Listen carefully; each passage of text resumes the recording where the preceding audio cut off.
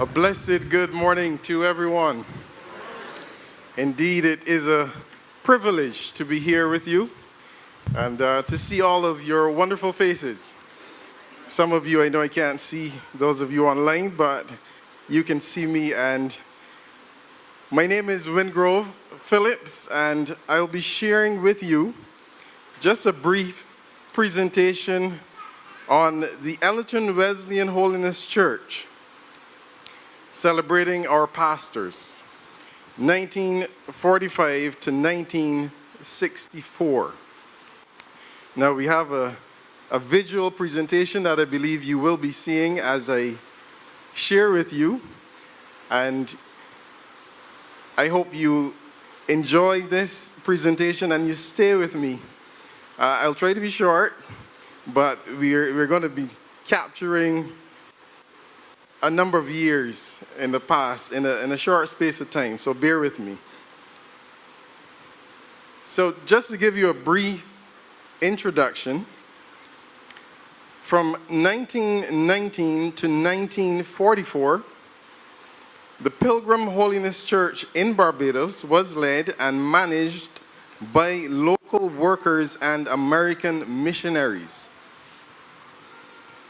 For the church at Ellerton, the church was first supervised by the then Superintendent Reverend R. Wingrove Ives, with help from Brother Louis St. Clair Brathwaite, a Barbadian of Christian mission origins, who later himself became a superintendent of the Pilgrim Holiness Church in Barbados.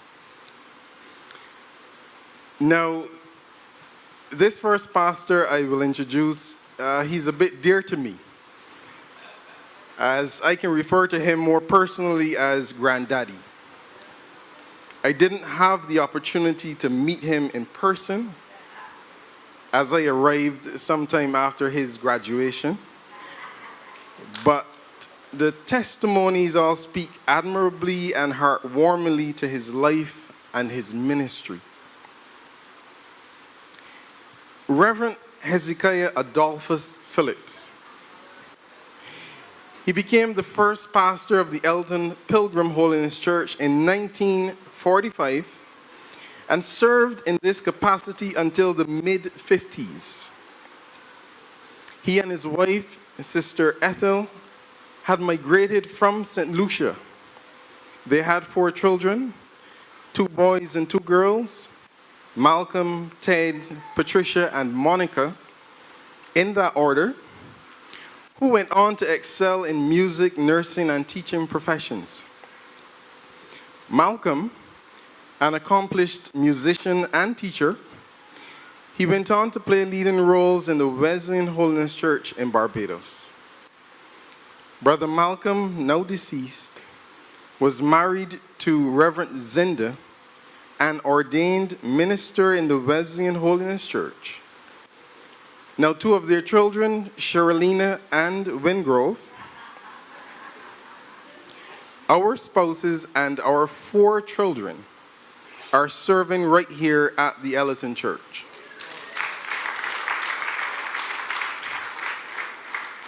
Therefore, the late Hezekiah Phillips has 2 grandchildren and 4 great-grandchildren serving as active members of the Ellerton Wesleyan Holiness Church. Amen. Now, Reverend Phillips, in 1956, graduate of the Caribbean Wesleyan College, then located in Barbados, was described as a very humble man. He manifested a caring and concerned heart for the growth and stability of the members of the several churches he served throughout Barbados, namely in the parishes of St. Michael, St. Thomas, St. George, St. John, St. Joseph, and Christ Church. Brother Phillips was a teacher and student of the Bible. He preached, and his preaching was line upon line and precept upon precept. He was described as being very thorough in his explanations, ensuring that he gave biblical reasons for his view always stressing the need to go on to entire sanctification. His second son, Ted, who just celebrated his 89th birthday, reminisced of him teaching his children songs and bringing them together to sing before school. He taught both sons music and ensured that they all attended family worship, which was every day during the school holidays. According to Ted, his churches always had a choir, and he was the choir master at the churches where he pastored. Both Ted and Sister Patricia recall in the early days before there were musical instruments in the church or even in their home, Granddaddy used a tuning fork as his instrument. This he used to determine the note and key in which a song was pitched. Now, I know many of you might not be familiar with what a tuning fork is, but if you can see closely and look, this is a tuning fork. Now, I will dare say that this is actually Granddaddy's tuning fork. My father, he passed it on to me. This is before he passed on. And he told me, "It is now yours, son."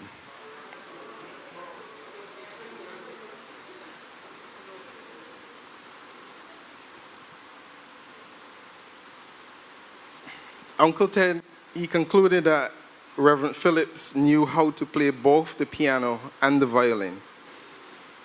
He also has fond memories of riding to church on the back of Granddaddy's bicycle, which was later replaced by a motorcycle after they moved from living here in Ellerton to a location in Mansion Road, St. Michael.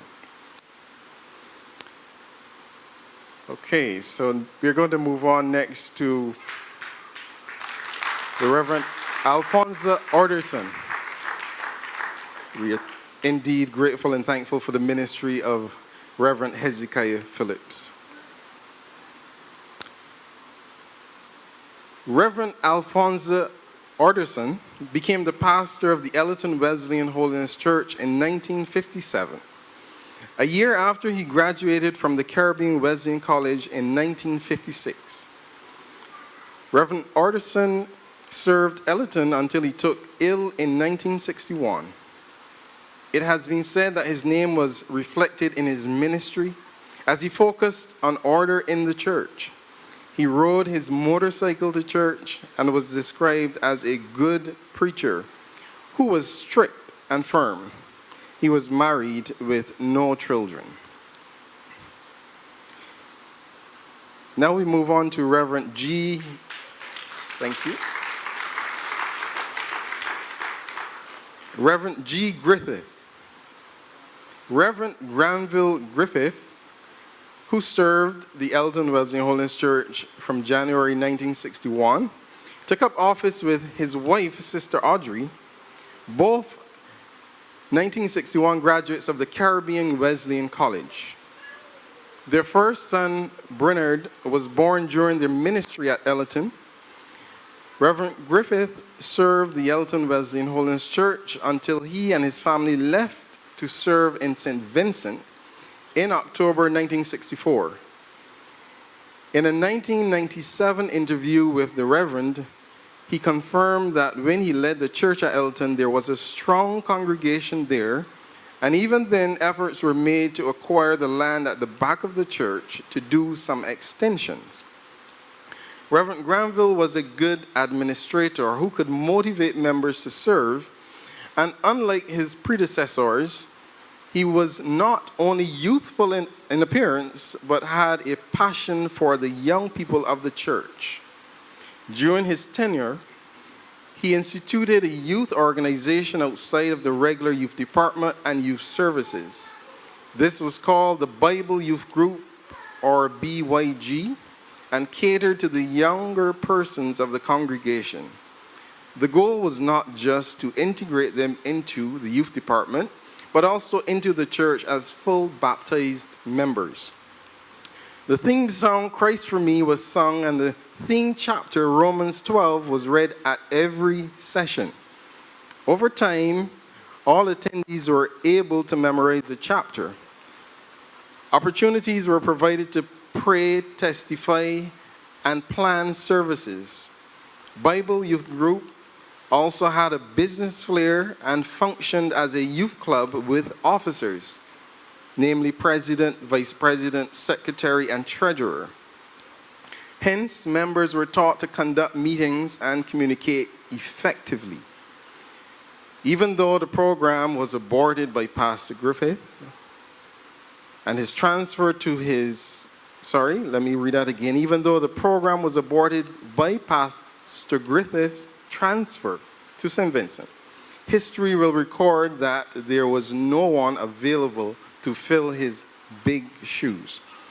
However, the hard work and foundation he built were rewarded as he saw members who graduated from the BYG being elevated to leading positions in the Wesleyan Youth Department of the Elton Wesleyan Church, the Barbados District of the Wesleyan Church, as well as the Caribbean General Church.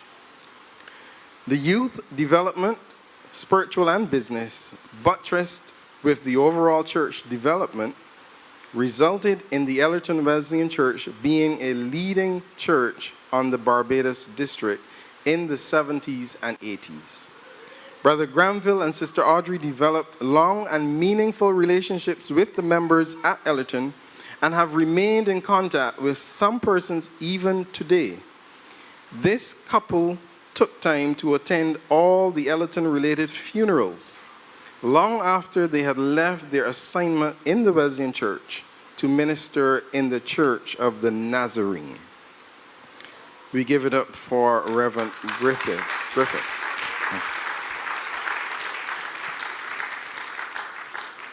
This now brings us to Reverend Sahada.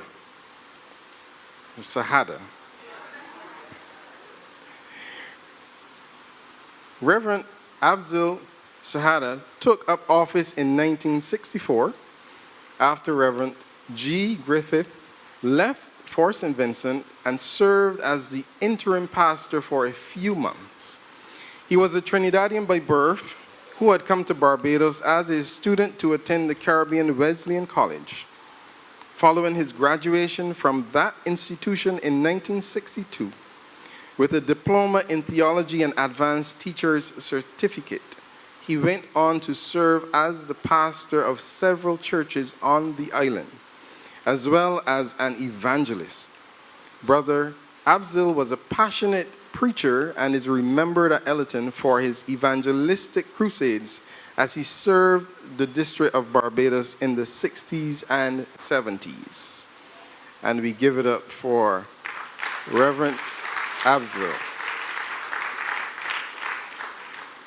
Now, the Reverend Coleridge Smith and his wife, Reverend Della Smith, took up office in January 1965, and they will be celebrated next Sunday, the 12th of March, 2023.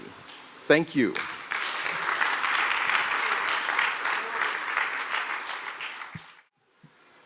Good morning to the church. This morning I feel so blessed to be a part of the Ellerton community, the Ellerton Wesleyan Holiness Church, which was growing up the Pilgrim Holiness, and the Ellerton Primary School. I am so blessed this morning to see those who would have reared me. I would have been the 1974 graduate.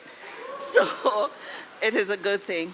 My task this morning is to give a snapshot of the pastors, two pastors that would have pastored, firstly, the Pilgrim Holiness Church.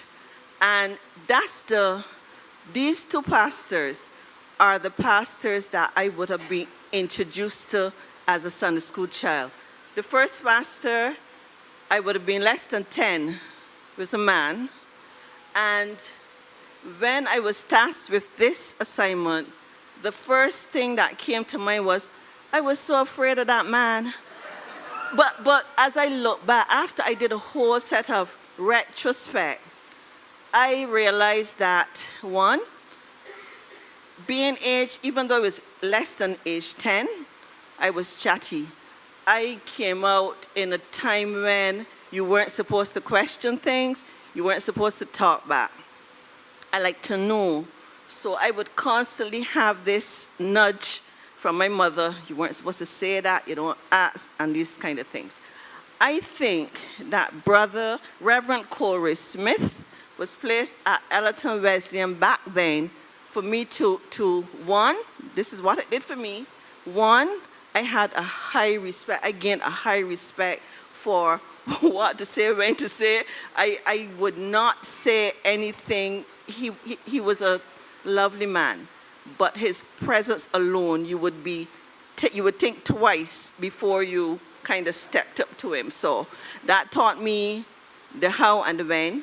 It also gave me a healthy respect for the things of God and the men and women of God. So without further ado, I want to speak on the Reverend Corey Smith, who was a 1956 graduate of the Caribbean Wesleyan College in Barbados.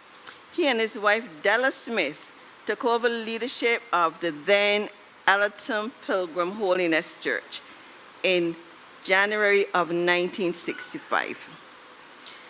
Now, he served both Ellerton and Woburn. So when you grew up in Ellerton, you knew without a shadow of a doubt your sister church was Woburn. And when there were any activities, Woburn was the next place to be. So Woburn is located in Flat Rock, also in St. George. Now, the Smiths served that circuit until 1972. And that's when I said I would have been less than 10 when he was at Ellerton. They had just spent, though, over 13 years as pastors of the churches in Pike Corner, in Crab Hill, St. Lucie, and in Crab Hill, St. Lucie. And that's where the couple really made their mark. Now, in a 1997 interview with this couple, they remembered Ellerton as a good church with lots of young people, especially men. That was prophetic because Ellerton is now an excellent church, and it still has a lot of men and young people. So during their tenure, the idea of extending that church, which was located, I don't know, no, we don't have a picture of that one, but that church was just located down the road on a small corner. Well, I wouldn't quite call it a corner, but a small plot of land. And as the church grew, that would have been a concern. But even though the Smiths had some discussion, that did not materialize much further. They knew, but it didn't. Now, the Smiths had no children of their own, but they demonstrated their love for the youth of the church in several ways. One may describe them as intensely spiritual. That's a fact. He, in particular, never compromised when it came to the Word of God. He was well-versed in the Scriptures, and he presented very long sermons in a strong voice, speaking very clearly. Who knew Reverend Smith? Who knew this was the exact man? Maybe the voice had me. Now, his wife, Della Smith, at that time was a licensed minister who later became an ordained minister and pastor in the Wesleyan Church. She was also a registered nurse and quite engaging in her conversations. Many persons saw her as a driving force in the Smith partnership. Well, behind every good partnership, there's always the woman.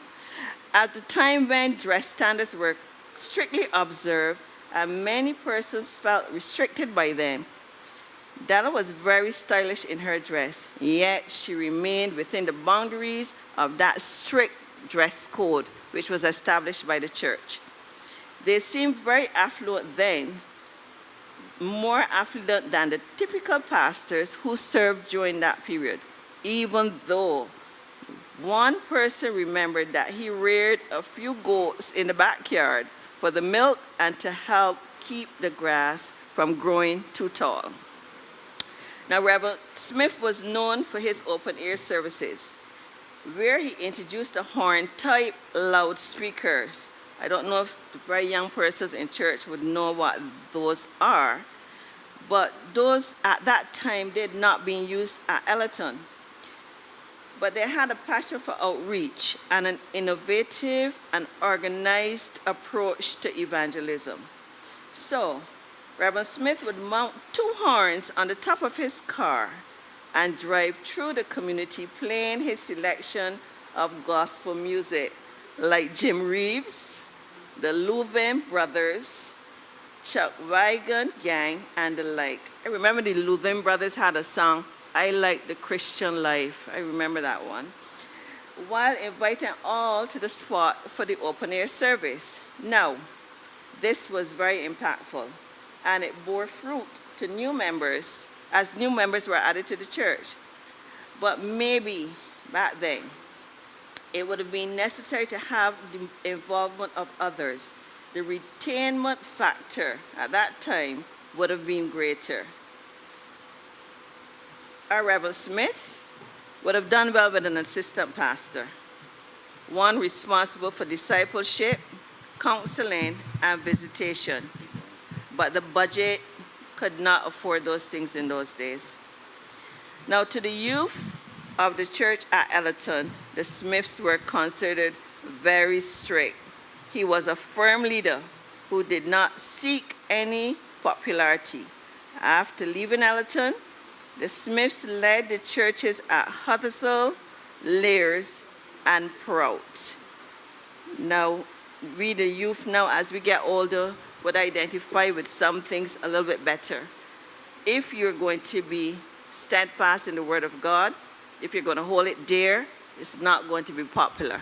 So we know exactly what he stood for, and we are very, very grateful to have been under his mentorship. Now, the second reverend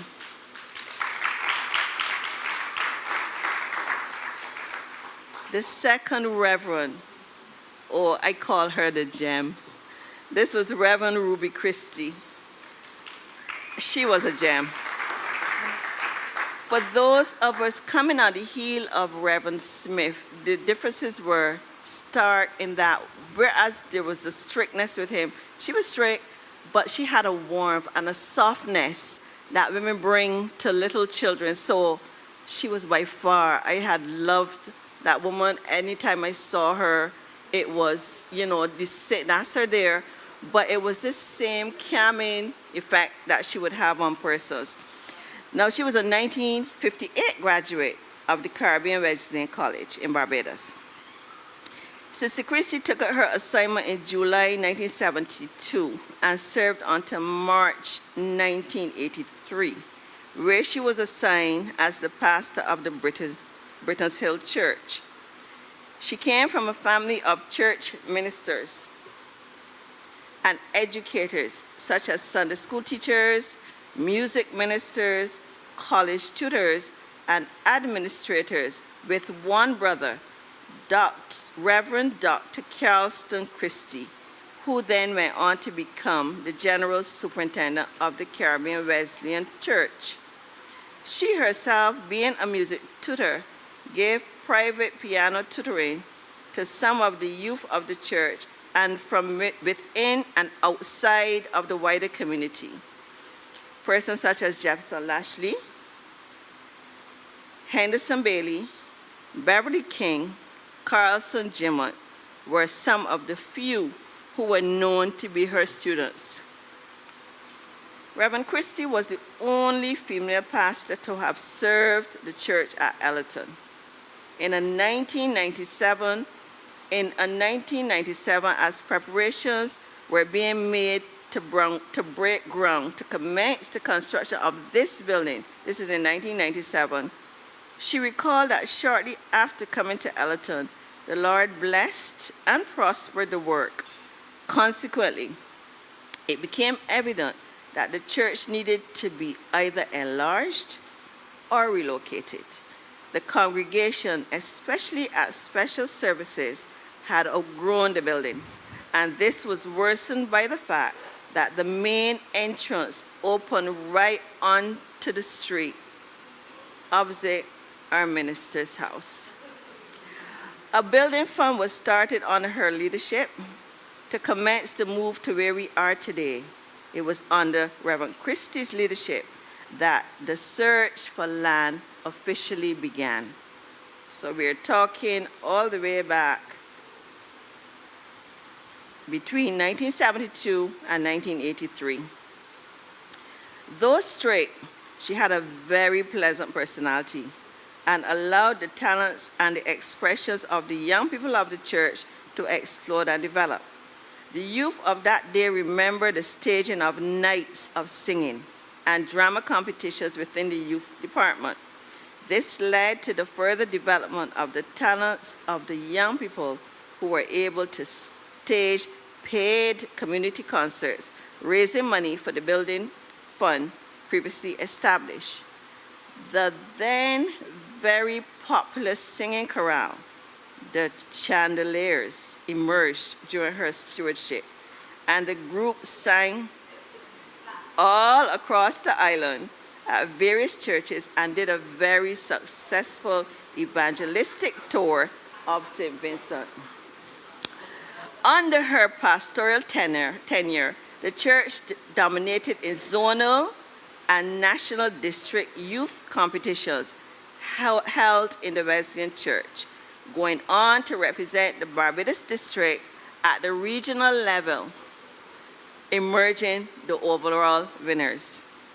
Sister Christie was warm, and she was a caring lady whose presentations were considered scholarly, and that was maybe as a result of her association with the college, because prior to full-time ministry, Sister Christie has spent many years as the matron of the Caribbean Wesleyan College. She had also served as a director of the Wesleyan Women in the Barbados district. She was very strong on Bible study and even introduced such studies on Sunday school mornings, as she believed that she did not have a large enough audience on Sunday evenings or Wednesday nights. I am sure that many of you who grew up under her ministry can remember her Sunday morning teachings on the tabernacle, complete with drawings as instructed to Moses. Sister Christie has been described as a gem who provided special care and ministry to single mothers in the community and encouraged and facilitated in their marriage when they joined the church. So, we always say in Allerton, we always say of Allerton, it's a church, but it's also a community. And we don't only work within the parameters of the church, but to the wider community. What you'd learned in Allerton from the pastors that have come and gone and shared builds you for life. So persons are encouraged, send the children to Sunday school, expose them early to the Word of God. We christened one this morning, but when you do that, you allow them, one, as they get older, they know well what's doctrine sound or doctrine false. You also have a discipline in terms of how you react, respond, and how you see life. So encourage others, bring them out. Let's get our Sunday school. It's strong, but let us get it stronger, because we need to do that in these times.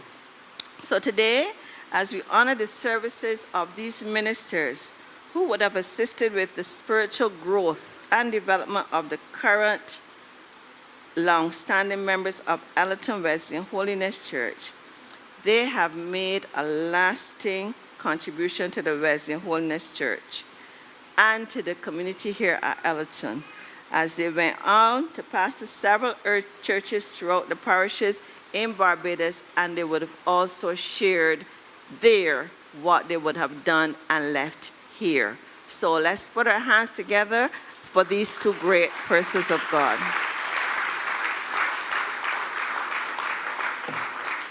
Before I go, all kudos goes to this script that was researched by Sandra S. Trotman.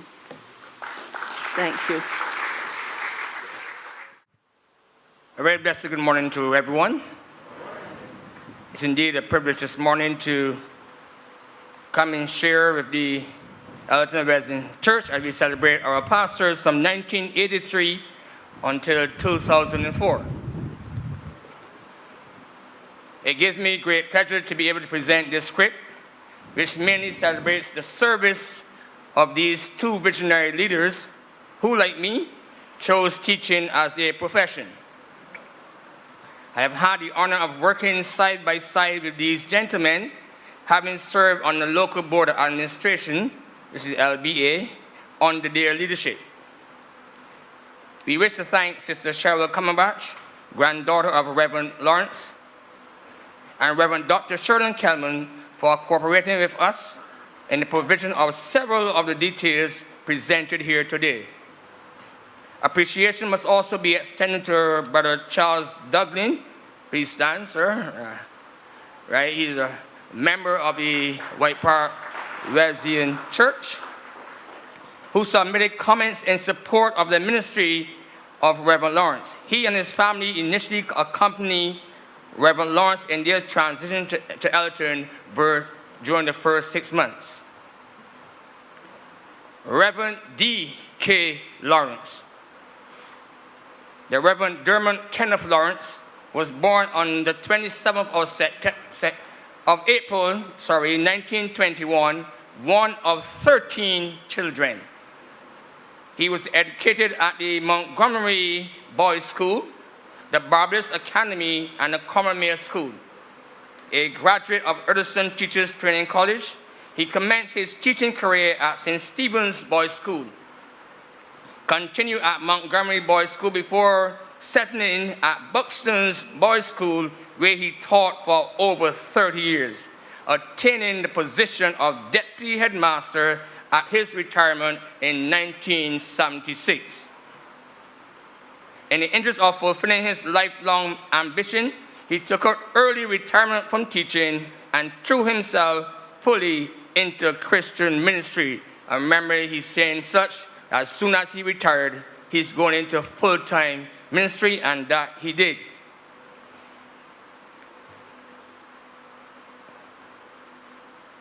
Reverend Lawrence, affectionately referred to as Pa Law, a shortening of Pastor Lawrence, had a burning passion for the salvation of souls and consequently pursued religious studies, graduating from God's Bible School. He pastored various Wesleyan congregations, including the Cave Hill, Hoyts, and White Park churches. He retired from active ministry on the 31st of October, 1991, after pastoring the Ellerton Church. I can vividly remember when he was coming to Ellerton, he was coming to serve two churches. Back then, the Ellerton Wesleyan Church and the Woburn Wesleyan Church were a circuit, so the pastor had to pastor both churches. But when Reverend Lawrence came, he said, one church. And he said, one church, that's why I'm pastoring, and that he did. Sister Cheryl submitted that from his earliest involvement in the ministry of the Wesleyan Holiness Church, Pa Law engaged in early morning open-air meetings and was known to visit the homes of his members regularly, as his mantra was that a home-going pastor made for a church-going people. And never did he leave a home without offering them a word of prayer and ending his visit with blessings on you. Reverend Lawrence and his wife, Harrisons Elmina Lawrence, whom he affectionately called El, took up office at Ellerton on the 6th of April, 1983, after the departure of Reverend Ruby Christie, who served the church at Burns Hill. Sister Lawrence served quietly and demonstrated her gifts in the fine skill using her hands, making floral arrangements to help beautify the church.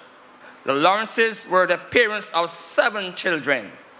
Their legacy of commitment and dedication to God service is evident in the lives of their offspring who are all active in Christian ministry in Barbados and the USA. Allerton was considered the Lawrence's first assignment to a rural church, having then left the then largest city church at White Park. So you can imagine the apprehensions that he would have had coming from a big city church or a small church at Allerton. Pastor Lawrence never felt that a small building defined who we were. He believed that the physical appearance of the church should be of a very high standard and deliberately set about enhancing the house of worship inside and out. One can clearly remember him expressing great concern for the state of the physical plant. As a result, he was instrumental in bringing about many improvements, including new bathroom facilities, which were constructed between 1985 and 1986. I can also remember that time when the new bathroom facilities were being erected.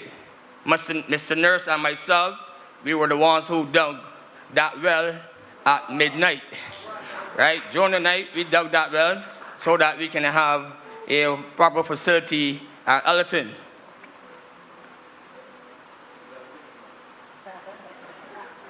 He always expected big things from Allerton, especially as it was clear that a wealth of talent resided within the 4 small grey walls that formed the building on Allerton Main Road. He threw himself into every aspect of ministry and was delighted to sit among the youth. One can recall that the youth at Allerton traveled to Trinidad one Easter weekend, and Reverend Lawrence accompanied them, not to spy, but to enjoy the camp experience and fellowship with his lambs. I remember he had his suitcase. His wife had everything packed there for him so neatly, so folded, everything pressed. We wondered where he was going, right? When he took out his clothes, everything was there for him, right?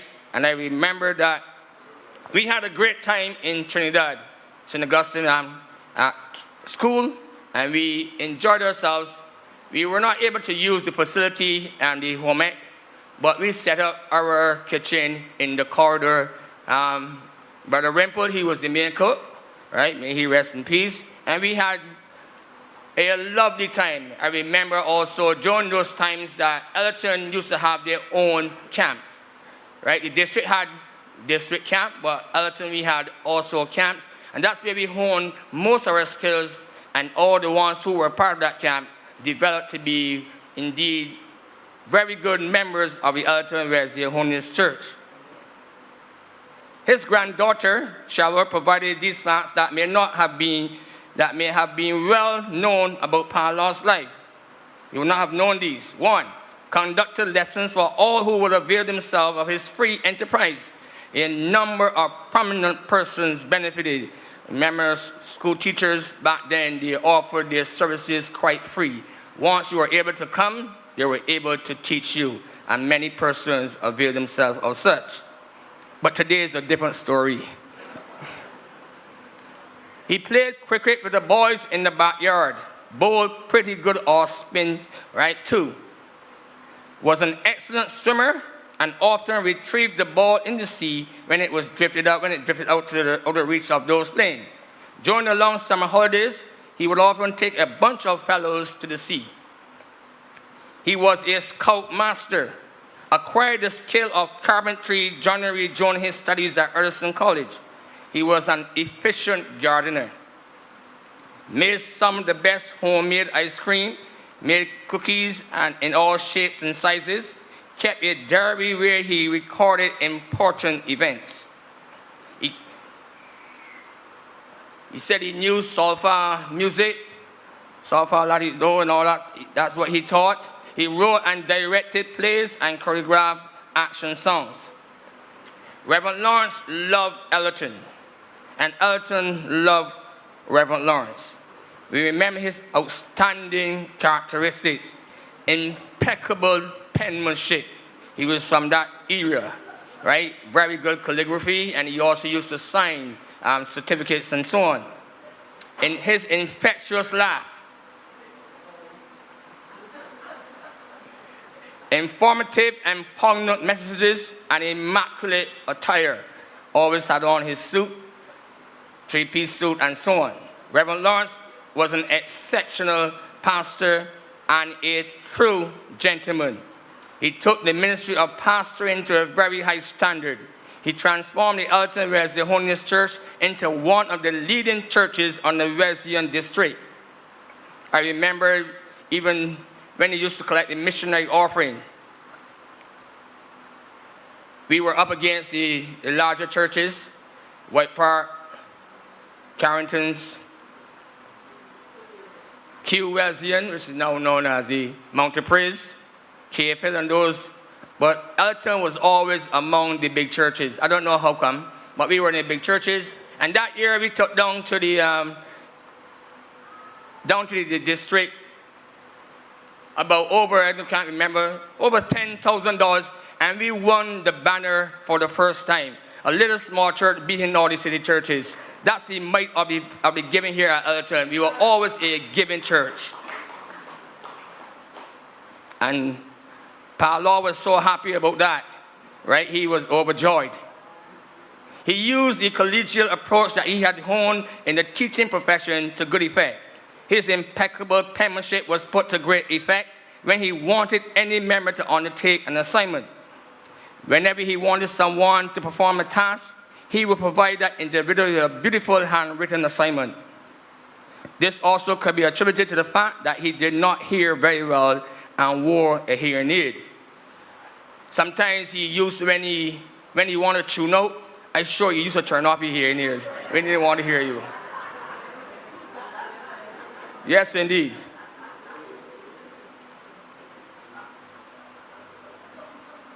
I remember that anytime you receive a letter from Reverend Lawrence, even if you wanted to decline the assignment, you couldn't afford it after that penmanship. You couldn't say no.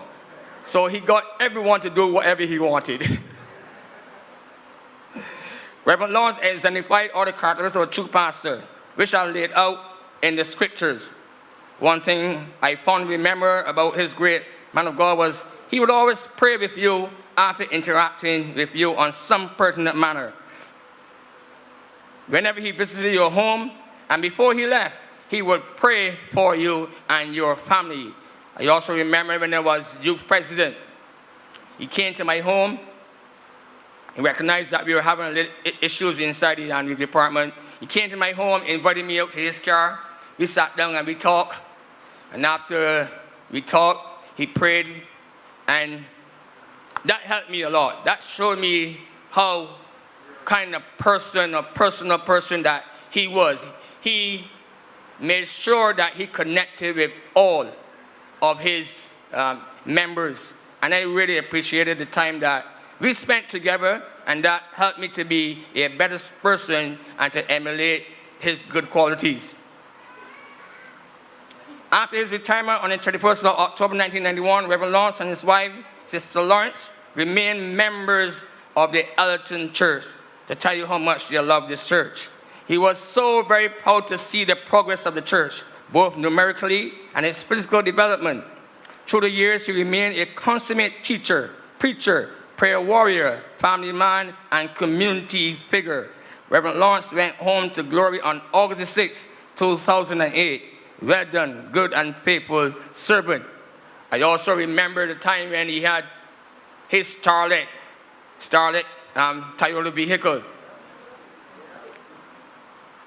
He used to be, his left foot used to be on the clutch for a very long time. We wondered if he didn't come off the clutch, right? But I also remember that when the car was down, that did not stop Reverend Lawrence from coming to church. He would catch the Transport World bus and we would come up for 10 o'clock every Wednesday for prayer and fast, and that's from 10 to 12. This is the measure of man that we were dealing with. And when he first came to Elton, the parsonage, he came from White Park, Strathclyde, and we were saying that the parsonage were being too small for him. So we relocated him in I think it's West Terrace. And Reverend Lawrence said, I don't care how much it costs. I will pay half of the rent. But as a church, we can allow that, right? That shows you the measure of the man he was. And he always invited all of the important persons in the ministry, various departments, to his home, and we had a good time of fellowship the time that he was there. We move on to Reverend Carlos Bradford.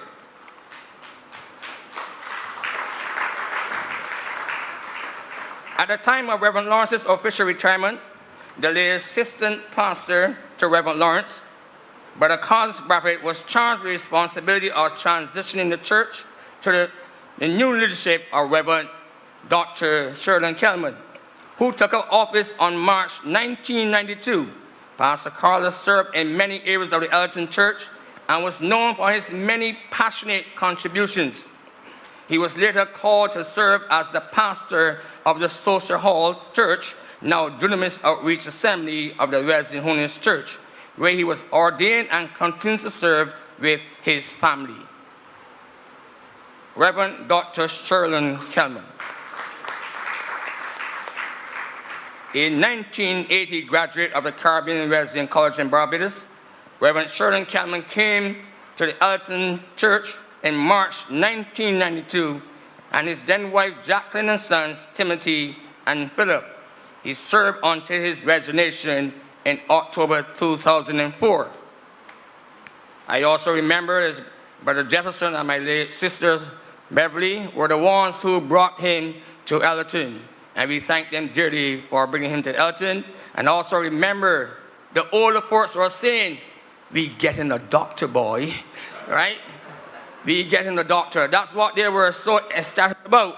Reverend Kelman is also a 1986 graduate of the College of God's Bible School with a BA in Counseling and Psychology.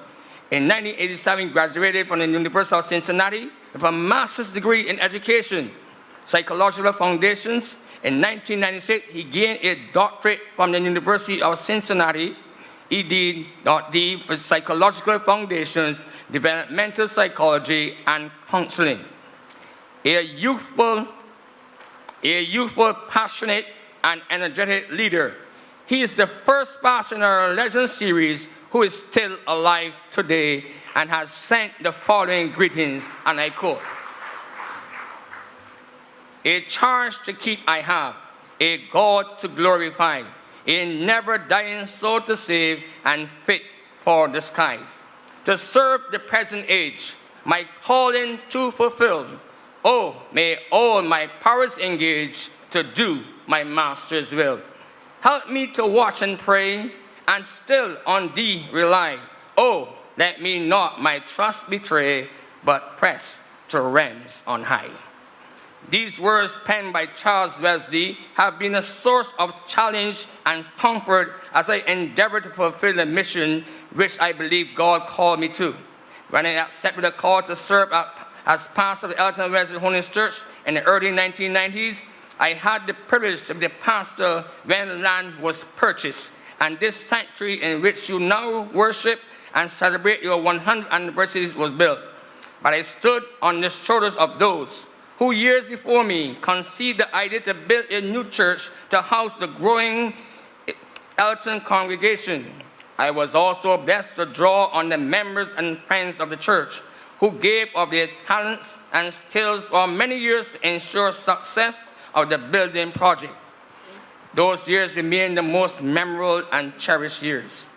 Today, I celebrate with you for having achieved this great milestone of 100th year of service to Ellerton and surrounding communities, and in recent times, the wider Barbados and the world. I pray that the church's ministry continues to be far-reaching and life-changing to all who come under her influence. May you continue to advance God's kingdom through the new technologies and talents God is bringing to your assembly, but always keep your ministry Bible-centered and Spirit-anointed. It is good and honorable that you are celebrating those who helped to lay the foundations on which you continue to build. St. Paul mentioned that he was given the honor of laying the foundation on which others were building. that had always been the model God used to propel his church down through history. The Church Universal stands strong today and will be in the years to come, because we see ourselves as mere servants carrying the torch that was ignited long before we were born. Every blessing on your senior pastor and the rest of the pastoral staff. Blessings on all the members and friends of the Alton Wesleyan Holiness Church. May you as a congregation continue to have great success in ministry as you seek to advance the kingdom of Christ to the Alton community and the rest of the world. To God be all the glory and praise. And of quote, your brother and servant in Christ, Reverend Dr. Sherlyn Kelman. As I continue,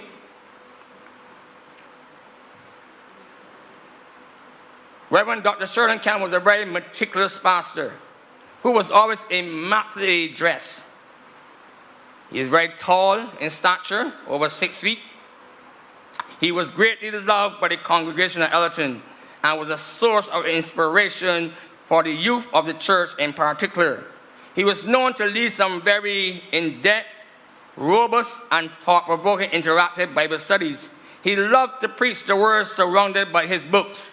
His well-researched presentations served to educate and grow the congregation.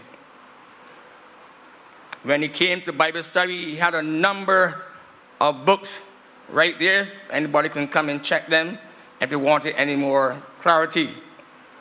It was reported that with him as chair, the local board administration meetings sometimes finished after midnight.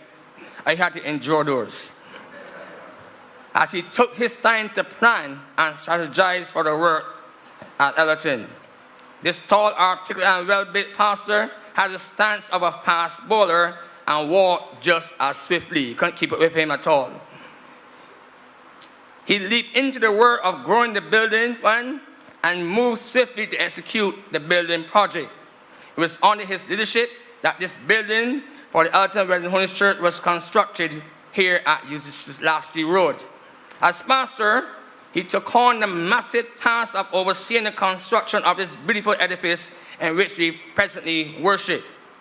In 2000, members and friends of the church worked for 3 months, January to March, every night from 8 p.m. until 2 a.m., each night to bring the building to the roof level, because we had a team from Buffalo coming in to erect the roof. They couldn't believe that we were able to get that done within 3 months' time. Because when they came here, they came in December, and so they hoped by when they come back that we would be ready. We were more than ready. When they got here, they were really, really surprised because the people had a mind to work.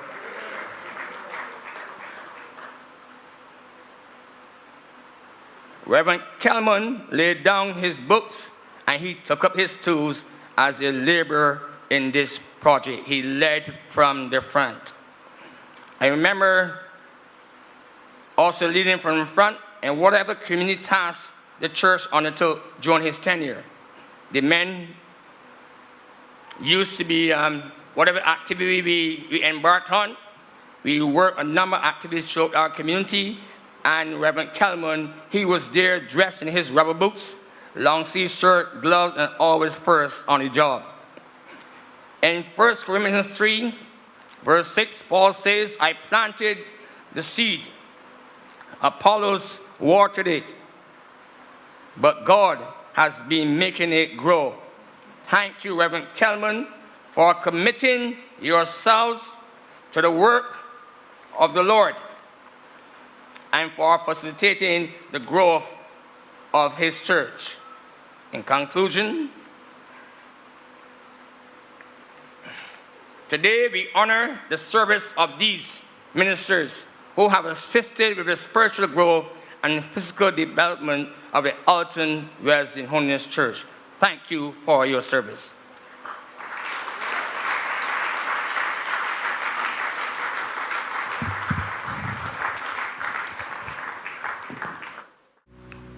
Good morning to the church.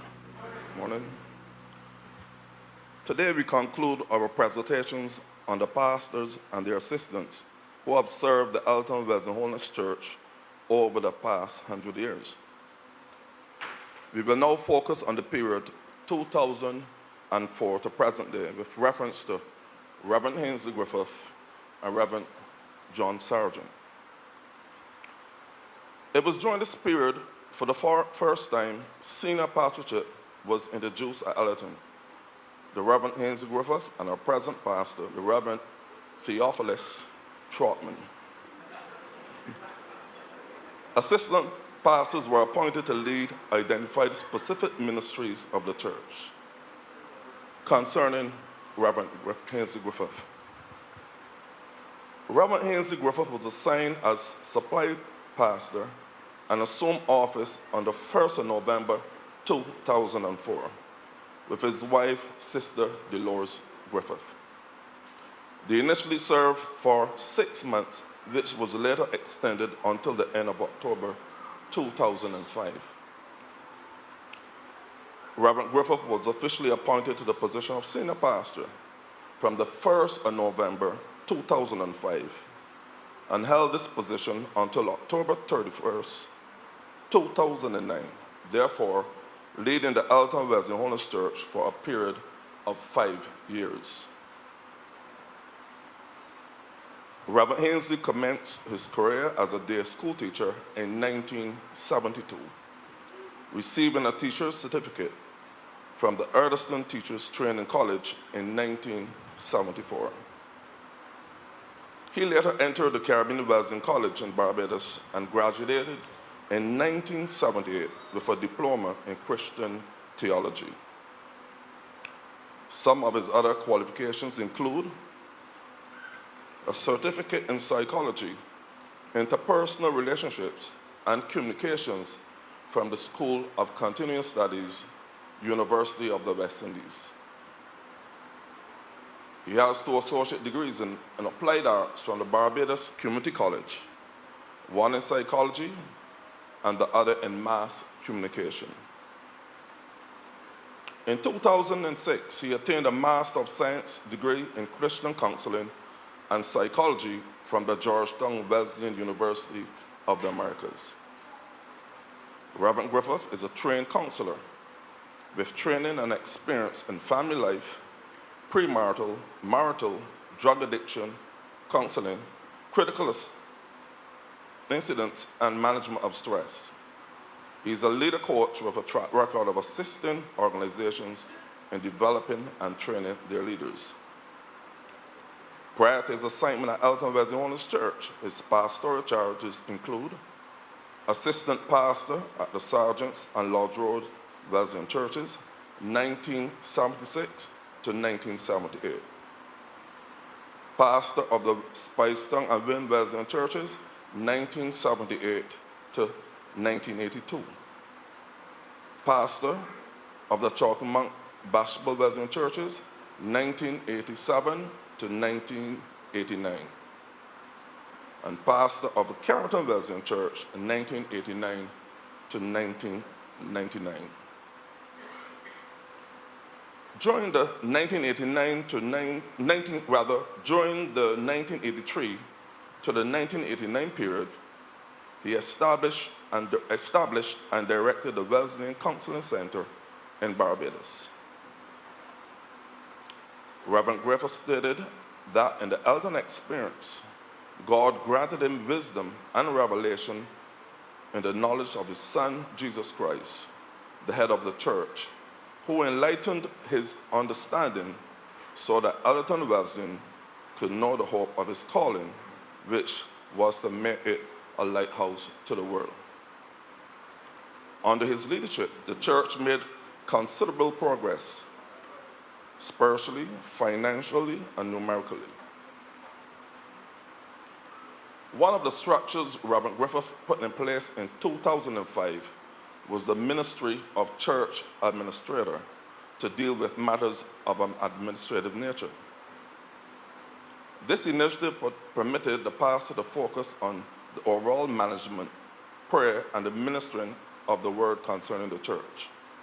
Therefore, on the 1st of December 2006, Brother Livingston Theophilus Trotman was appointed as assistant pastor, responsible for both the youth department and the church's administrative affairs. Reverend Griffith reported that it was not only a joy to see numerous members grow and develop, but he himself also grew considerably while giving leadership to the Elton Wesleyan. He is confident that the intimate times with God and the continual interaction with the church population helped him to mature and exercise the gifts of the Spirit, locally, regionally, and internationally. He stated, "Today I'm a better focused person as a result of saying yes to God to come and transition the church, the Allerton Wesleyan Holiness Church." Reverend Griffiths now serves as executive counselor. Deaconess Delores is a trained counselor who continues to work in the children's ministry and altar ministry. She ministers to the seniors and shut-ins and leads a team of deacons and deaconesses. We continue to enjoy the presence of Reverend Griffith and Deaconess Delores Griffith and benefit from their rich experience, training, and special gift. And we say a thanks to Reverend Griffith and Deaconess Delores. Thank you.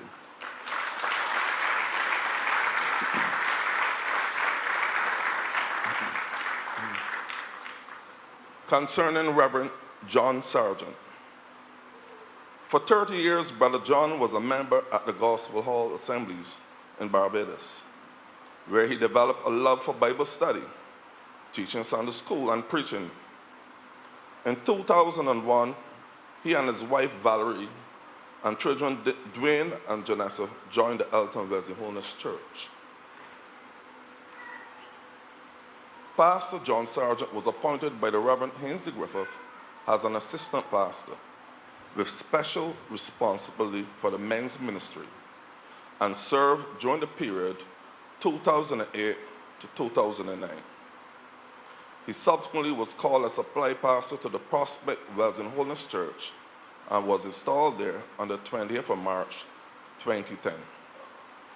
Reverend John was ordained on January 26, 2014, and ably supported by his wife, Valerie.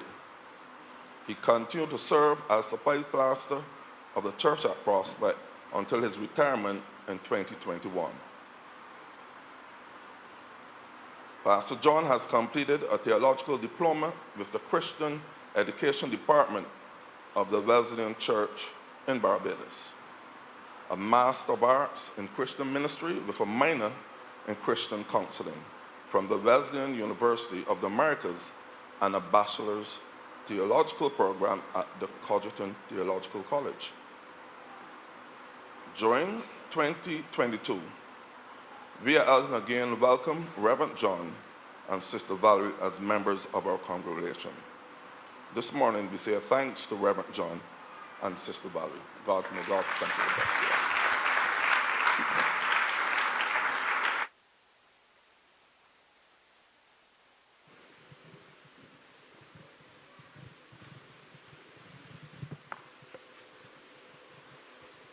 We thank God to be living and enjoying the living legends who have made their legacy within the Allerton Wesleyan Church.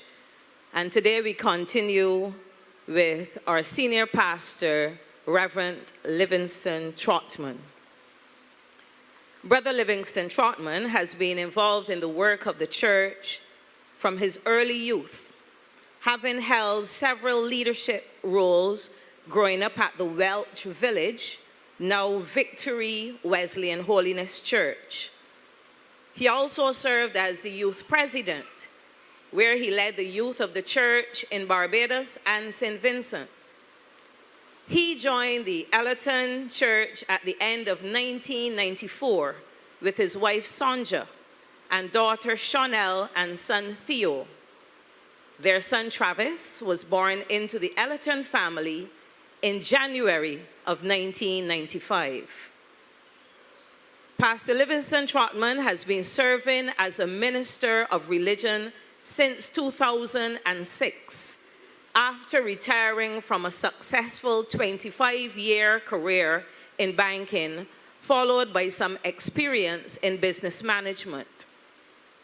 He was ordained by the Barbados District of the Barbados Wesleyan Church in 2009 and now serves as the senior pastor of the Wesleyan Holiness Church in Ellerton, a vibrant congregation which has over 400 members. He assumed the leadership of the church on the 1st of November 2009 and was officially installed as senior pastor on Sunday the 27th of December 2009.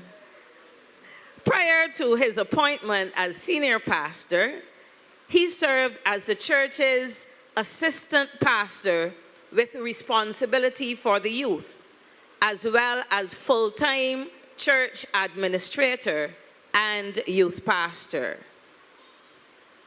He received ministerial training at Houghton College in New York, where he completed several courses under their Equipping for Ministry program. He completed the Chicago-based Willow Creek Association Certificate Program in Small Group Ministry and courses in the Life Grow Program, ministerial training of the Barbados Wesleyan Holiness Church. Reverend Livy is a highly committed servant leader who enjoys building lives and helping others to succeed, while excelling at interfacing with persons at all levels. In the primary school where he ministers and for the children of the community, he's affectionately known as Uncle Livy. I think he's affectionately known to all of us as Uncle Livy. He's sometimes referred to as the block pastor, as he literally walks the streets of Ellerton and surrounding districts, engaging the residents. He is an effective leader with the skills necessary to direct, train, and motivate persons to their fullest potential. Reverend Trotman is committed to shepherding individuals to Christ and leading them in community outreach with proven success in increasing the church's community engagement. Reverend Trotman commented that coming into leadership at Ellerton, he has received great cooperation at all levels from the hardworking membership. He noted that leading the Ellerton Wesleyan Holiness Church was a setup by God to positively impact and lead the community, schools, and sport clubs we now serve. He considers himself to be the community leader. In addition to being the senior pastor of the Ellerton Wesleyan Holiness Church, he is now also the pastor of the Victory Wesleyan Holiness Church in Welch Village, St. John, a community dear to his heart. His work is fully supported by his wife Sonja and their growing family of Romario, Chanel, Travis, Theo, Mackenzie, and granddaughter Tatum. We applaud Reverend Livingston Trotman and his family for the continuous contribution that you make to the church. Thank you so much. Tatum. We now move to our beloved Reverend Kwesi Jones.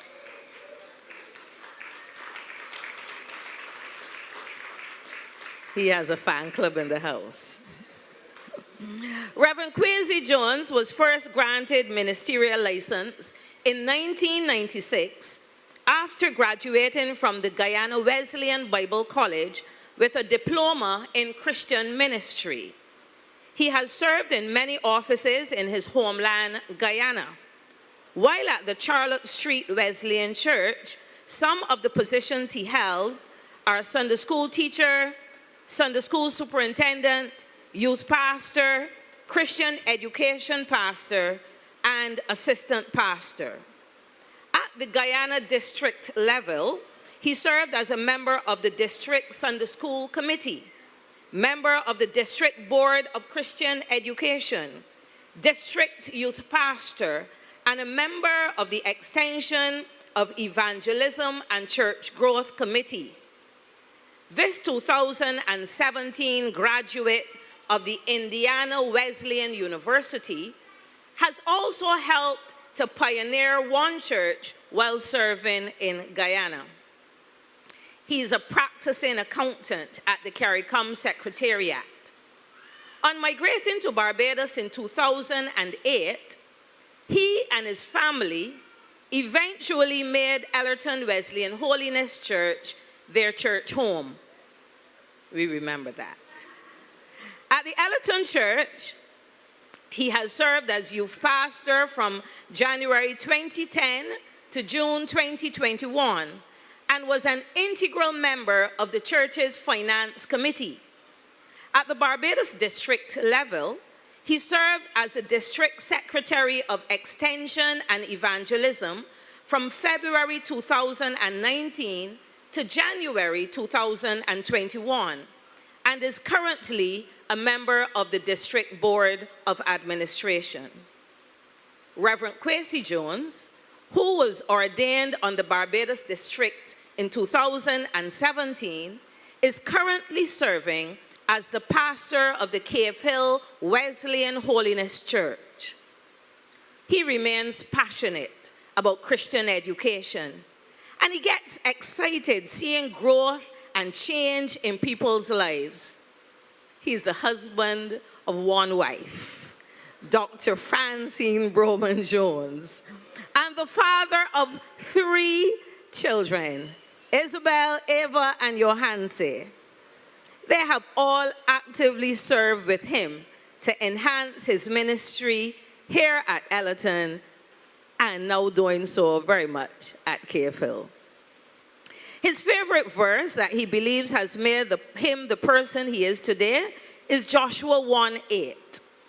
This book of the law shall not depart out of your mouth, but you shall meditate on it day and night, that you may observe and do according to all that is written in it. For then you shall make your way prosperous, and then you shall deal wisely and have good success. Let us commend Reverend Kwesi Jones and his family for the ministry at the Ellerton Wesleyan Church and beyond.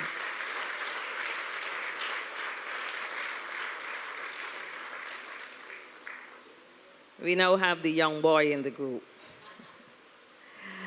We now turn our attention to Reverend Hal Collins. Get some votes for this. Pastor Hal, my apologies. Pastor Hal Collins, along with his wife Karen and children Ade and Ayo, joined the Ellerton Wesleyan Holiness Church family in 2018. He was installed as the assistant pastor on Sunday, the 14th of April, 2019, with pastoral assignments of evangelism and men's ministry. He readily responded to this calling and has performed commendably. He's very supportive to the vision and ministries of the church and serves with humility, having added value to the achievement of the church's goals and objectives.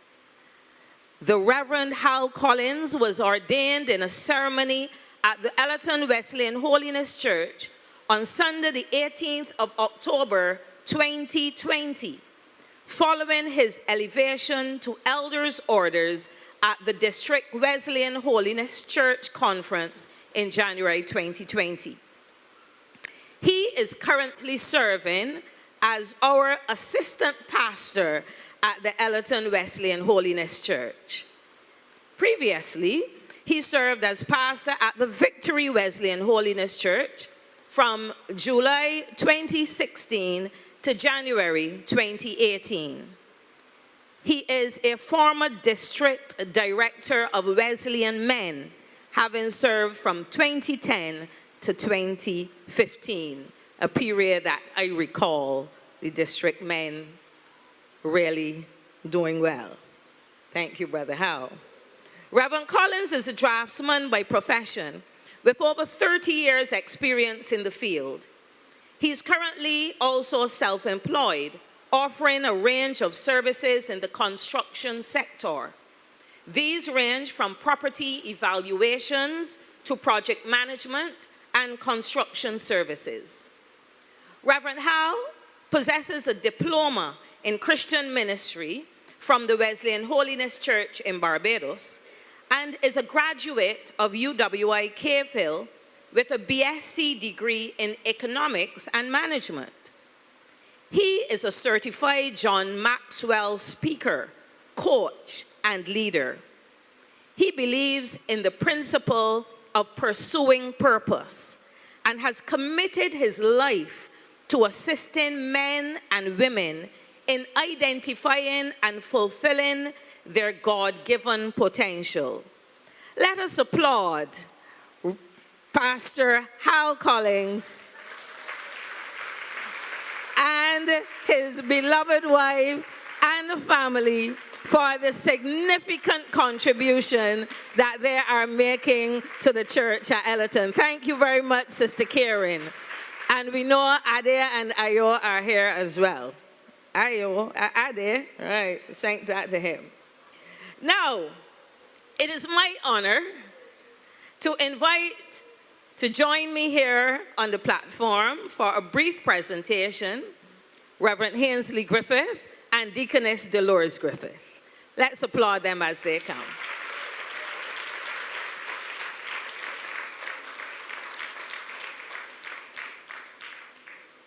We also invite Reverend John Sargent and Sister Valerie Sargent. Looking at the dignity, look at them, look at them.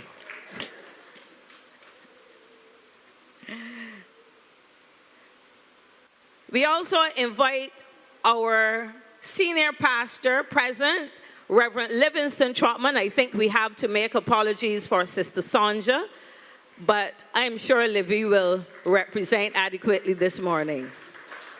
She's not well this morning, so we pray for God's blessing on her. We also would like to invite Reverend Kwesi Jones, and we have to make apologies for Sister Francine, who is ministering this morning and unable to make it, but I'm sure one of his daughters are going to, one of them is going to come and stand by Daddy's side this morning. Oh, he now has some young ladies. Remember them coming to the church? That's right. And we're now going to invite Reverend Hal Collins and Sister Karen to come and join us on the stage as well.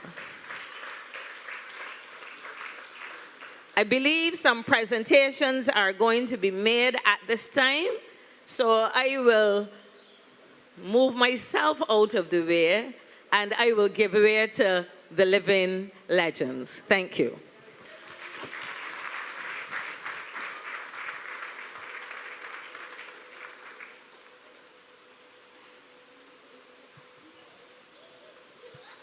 If I were able to sing, I would start and sing a chorus note for you, but that may not be appropriate.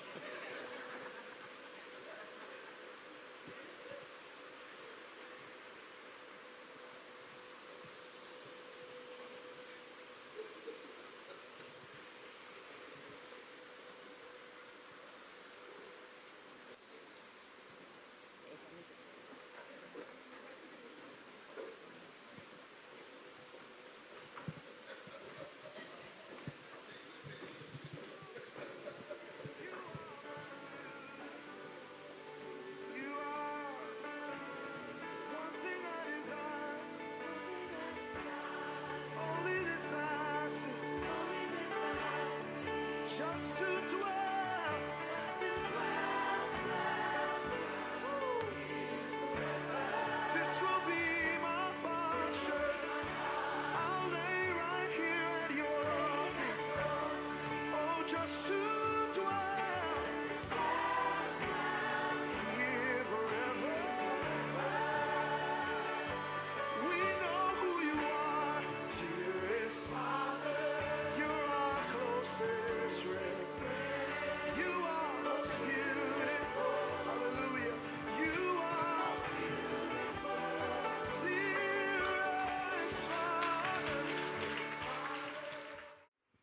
A very blessed good morning to everyone. It's indeed a wonderful privilege to be in the house of God with God's people, and we continue to give God all the honor, the glory, and the praise. As a member of the Legends Subcommittee of the Elton Wesleyan Holiness Church Anniversary Committee, we are here to present some of our honorees who will be presented this morning, a slate of awardees. And the first slate will deal with those who have some on the heading special mention. We have some persons who have contributed to the Elton Wesleyan Church as we celebrate 100 years, and we want to highlight them today. For their contribution to the building project, the following gentlemen work nightly, even though not members. The first one is Sylvan Crawford. You know him as Tony. He just lives over here on your left. He was here when the men from Eastern Hill Wesleyan Holiness Church came to put on a roof, and he was on the roof with those men with winds of 40 knots per hour, and he struck up a very interesting bond with the men from Eastern Hill, and we really want to salute Tony this morning for his outstanding contribution to the work here at Ellerton. I also have my neighbor, Calston Jimmett. He was here as well, and he worked tirelessly. All these men are from the community, and they came up in the Pilgrim Holiness Church, so they thought it best to come back and to lend a helping hand over here. Next person, Ricardo Bourne. This is for his contribution to the physical development of the church. He served as the draftsman for the building project and was involved in the construction process. He worked tirelessly along with Brother Jeffrey Walker, who's sitting over here in the back. And I believe later he was also responsible, one of the project managers here as well. So we really want to salute him this morning.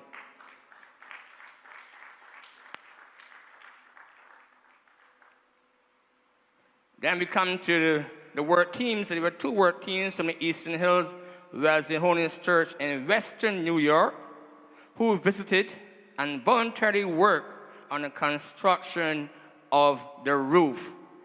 If you were here and you were able to see those men out there, you were wondering how they're able to do it. And they did it freely. And even myself, I would not have gone up there, because the wind was blowing very, very strong at that time, but God was with them, and God helped them to put on this fantastic roof. So we want to hail those teams.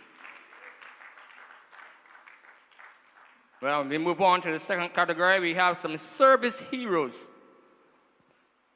and there are 6 recipients. Throughout the history of the Elton Wesleyan Holiness Church, persons have served devotedly to grow God's word. Over the years, such persons have seen a need and enthusiastically volunteered their service to a particular area of the church's ministry, advancing developments in the area served. In some cases, these persons went on to be paid service providers. Gwendolyn Goodrich. Some of you may know her as Murty. Sister Gwendolyn Goodrich, correctly regarded as having a green thumb. When the new church was opened, she immediately volunteered her services, using her God-given talents to beautify the sanctuary with graceful palms and other potted plants. She constantly maintained these plants, keeping a set at home for substitution, so that worshipers could be sure to find an annual presentation every Sunday morning. This she did for some years. During the building process of the church, she also prepared refreshments to be offered to those who work on the project at night. We salute Sister Murty. It's also interesting to note that initially, She was not a member of the church, but in giving her service, she was convicted about giving her whole self to the Lord. And she subsequently became a baptized member. Sister Gwendolyn Goodrich, also known as Miss Neal, celebrated her 90th birthday on July the 12th, 2023. To God be the glory.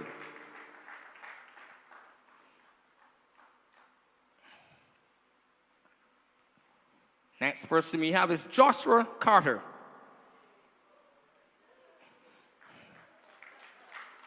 Yes, Joshua. Brother Joshua served many years as a Sunday school teacher and Bible study assistant. He currently serves dutifully as the church's custodian and brings to bear his many gifts and talents as an electrician and handyman, because he also helped wire this beautiful edifice that we have here. The very reliable, dedicated, and dependent Joshua Carter continues to provide stellar service. And anytime you want to have access to the church, you just have to call Brother Joshua. Don't care wherever he is, even if he's asleep, he will get up and he will come and open this church for us. So we really want to give God thanks to our Brother Joshua this morning, an outstanding service hero. We move on to Owen King. Brother Owen King is a building contractor who continues to utilize his skills and talents in the church's physical development. He previously served as a worship leader, youth treasurer. Yes, he was a worship leader in the old church, and so on. A member of the Chandeliers. However, his most outstanding and dedicated service has been in the physical development of the church. And Owen is very dedicated and very hardworking, and he continues even to do that today. So we salute Brother Owen this morning. Next, we have Malvina Robinson. Sister Malvina grew up in the Alton Pilgrim Holiness Church, where she was active in the Sunday school, youth, and Bible youth group, and regularly attended prayer and Wesleyan women's meetings, which used to be called women's missionary meetings during that time. On her return to Barbados, after many years of studying and working overseas, she resumed regular attendance, fully surrendered to God, and took up membership. Sister Malvina was so impressed with the enthusiasm and commitment at a fundraising event for a new location that she threw her energy fully behind the venture and negotiated for the land on which the church now stands. She used all known business connections and raised several thousand of dollars towards the church's construction. She worked extremely hard. Malvina was very motivated, and she single-handedly took it on to make sure that we were able to acquire this land. She got so impressed that the night that she attended our fundraising event, we were able to raise, a couple of us, $20,000 in one night. And she said, if a little church can do that in one night, what else can we do? And she took it on, and she indeed was a woman of her word, and we really salute Malvina this morning.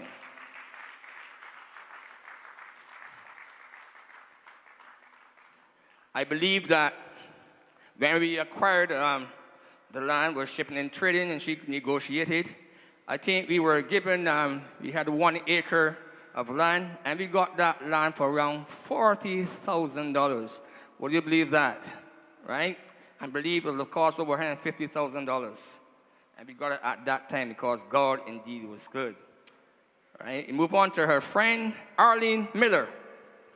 In the early 90s, Sister Arlene Miller, Eleanor Miller, attended a fundraising exercise, the same one I just talked about, for the acquisition of a new property. I was astonished that the Alton Wesleyan raised $20,000 at one event, which is comparable to over $150,000 today.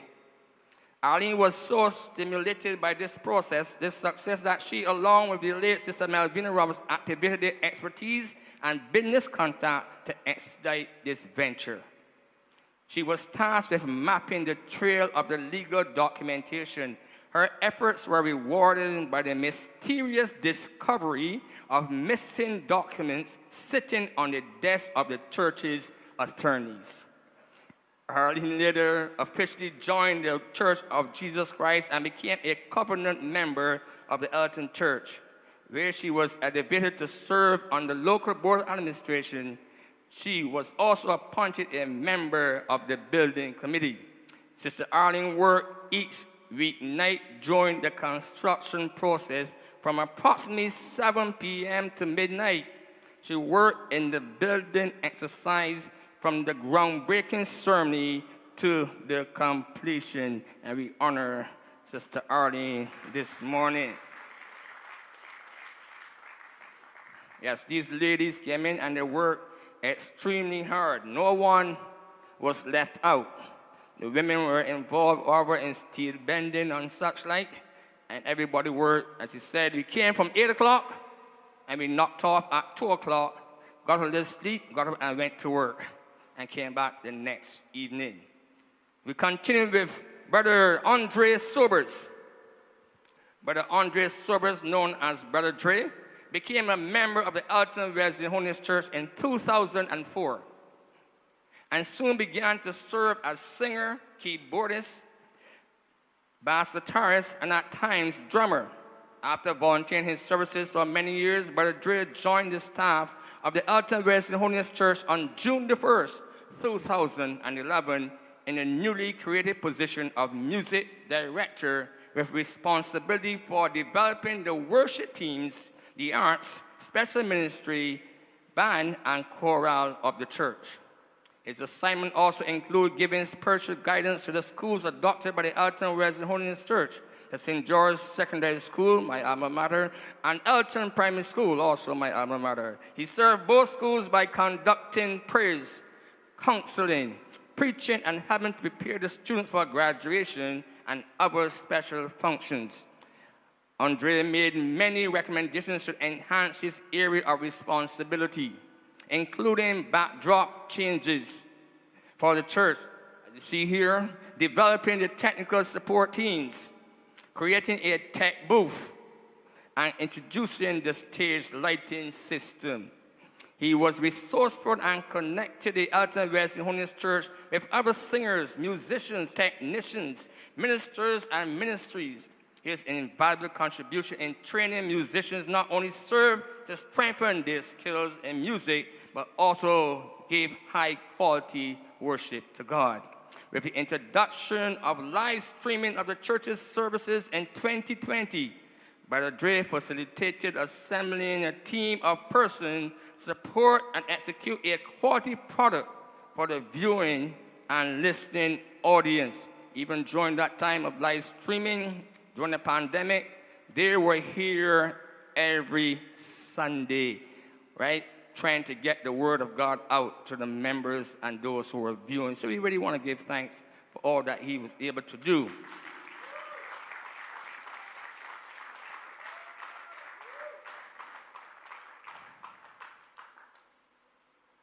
So Brother Dre also supported the pastors in every church department, providing what was requested for their many and varied needs.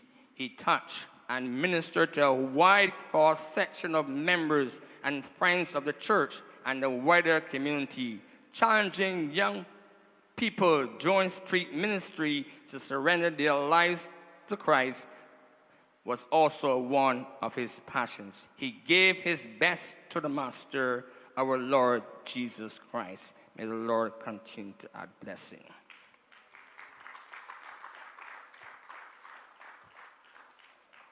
Now we move on to the last set of recipients. These are the honorable mention.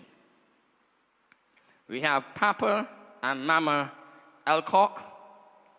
Brother George and Sister Alcock were devoted Pilgrim Holiness Wesleyan Church members who were generous in their giving, faithful in their attendance, friendly and caring. They were strong supporters of the harvest with generous contributions from their land. Brother Alcott served as a song leader and board member, and in addition to raising his treasure in the church, he was a strong supporter of the youth. They resided outside of the community, and prior to owning a vehicle to transport several others, they walked for miles day or night to attend services. So we really want to commend the Alcotts. I remember growing up as a youngster, you see these persons coming to the church, and he said they walk. Came to church during the morning, and they came back in the evening. And God indeed blessed them. We move on to Sister Vivian Moore. Sister Vivian's faithfulness was demonstrated in her sustained and regular attendance at the church day or night. This was particularly appreciated given that she lived several miles away from Elton as well. As a nominee recounts, Sister Vivian left a legacy as a persistent and committed prayer warrior who held on until she was satisfied that every threat had been removed. Many can attest to her enduring and passionate prayers offered, of which we believe the longevity of answered blessings are still being realized within the Elton Wesleyan Holiness Church. I remember vividly that these women would come down where we had praying and fasting on Wednesdays from 10 until 12. Every day, every Wednesday said. And they would come in and they would pray, and we're praying for the church and the young people. I want to give God thanks for these ladies who prayed for me. And that's the reason I am here today, because of their praise. So we really want to salute Sister Vivian. She was a cheerful giver of her grant provisions, also the church members. I also can remember that, I just said, when Sister Vivian starts to pray, you got to expect to be there for a little while. Ever had all-night prayer meeting? You fell asleep about 3 or 4 times, and the people down there were still praying. I remembered in the old church, they called Sister Vivian to dismiss service. Who tell them to do that? Some people, church that started at 11 o'clock, and 1 o'clock we're still in church. And Sister Vivian kept on dismissing, and some people even left the church even while she was still praying. So you understand how long that dismissal prayer was. But she was a prayerful member, and we give God thanks for her this morning.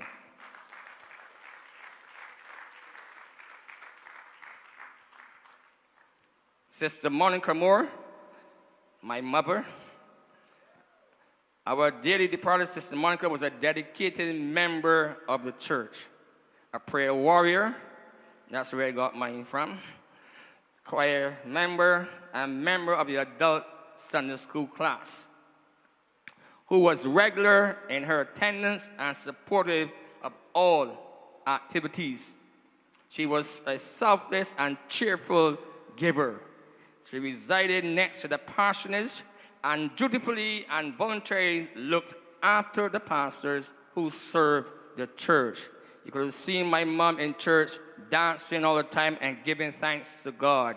And I really want to bless God for her, and because of her, that's where I am today. I remember when she had her leg amputated, that did not stop her from coming into church. Right? She was given a prosthesis, and she was here every Sunday and during the week, and she was still jumping up and giving praise to God. You won't believe that she had a prosthetic leg. But we give God thanks to her. She was very faithful, very giving, and very loving mom indeed. And she made sure that all her children came up in the house of the Lord, even if they didn't want to come or not.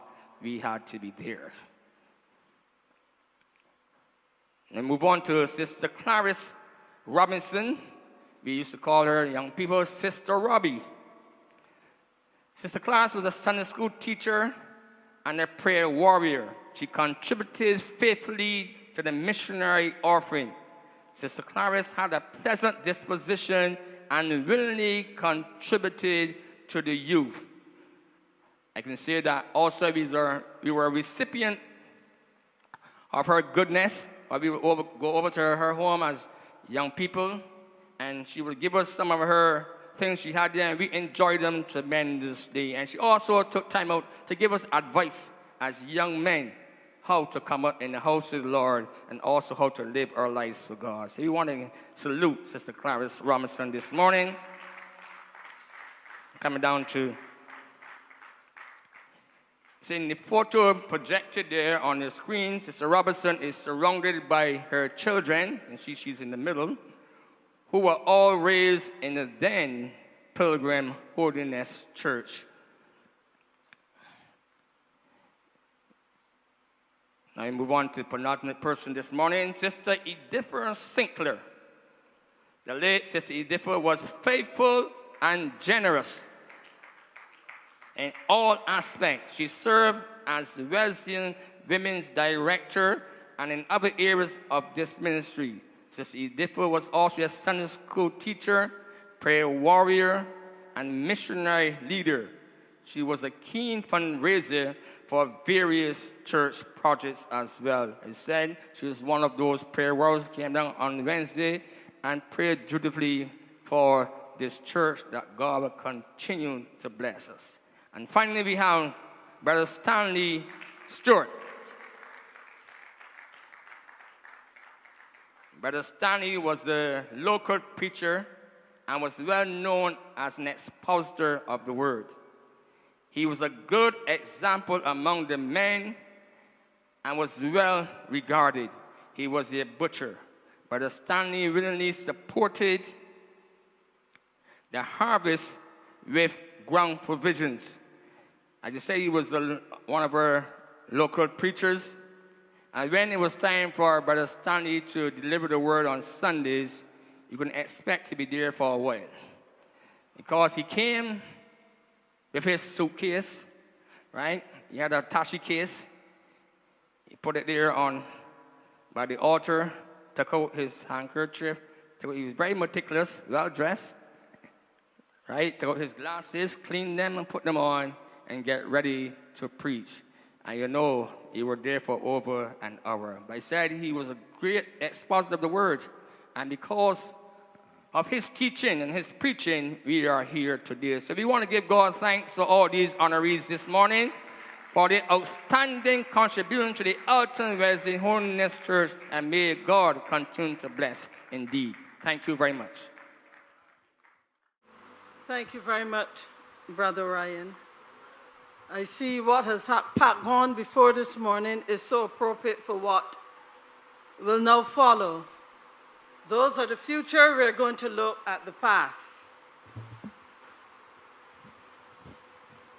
I'm paying tribute to the legends of the church. My first note would be in memory of the late Charles Wickham. You would have heard that the Wesleyan Church in Barbados is a product of many mergers that started in North America.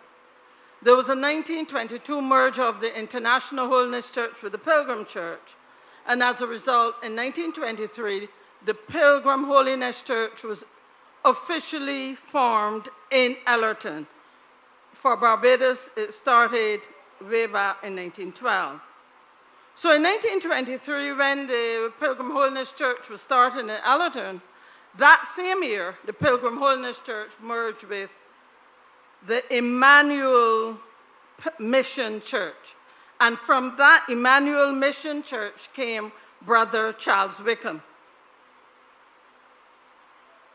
Let us reflect on a life that was described as an outstanding sacrificial worker who assisted with the building of several Pilgrim Holiness churches during the early years.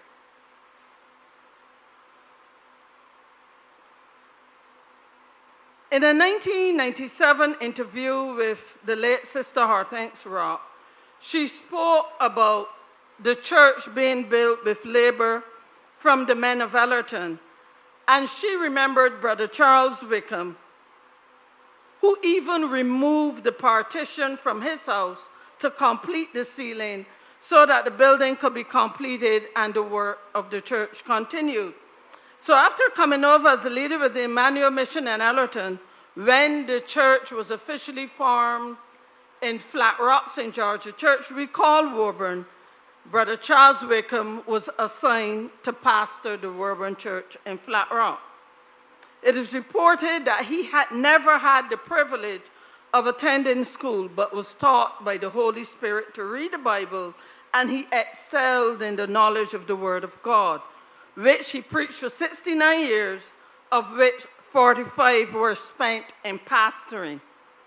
He traveled throughout the island on his donkey cart, drawn by his gospel mule, as he called it. His wife Lydia was a dedicated and godly woman who bore Charles Wickham 13 children.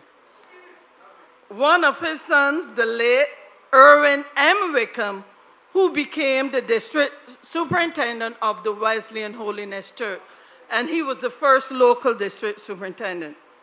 His daughter Ursula Seeley, who is still alive today, is 106 years. She remembers herself and her younger sister Kathleen traveling from their home in Bridgecourt to attend church with their mother, even though their father was pastoring at the Woburn Church. Brother Charles Wickham is also the grandfather of our members, Sister Emery Thorne and Sister Thelma Wickham, and the late Sister Dima Lashley. And of course, he was Deborah's great-grandfather. I don't know if they want to stand and acknowledge the relationship with Brother Charles Wickham. Thank you. All of the persons we'll be speaking about today have all passed. But my reflection, I knew some of them, some I didn't know. Their stories of great faith, commitment, love, and generosity. They had a passion for spreading the gospel of Christ.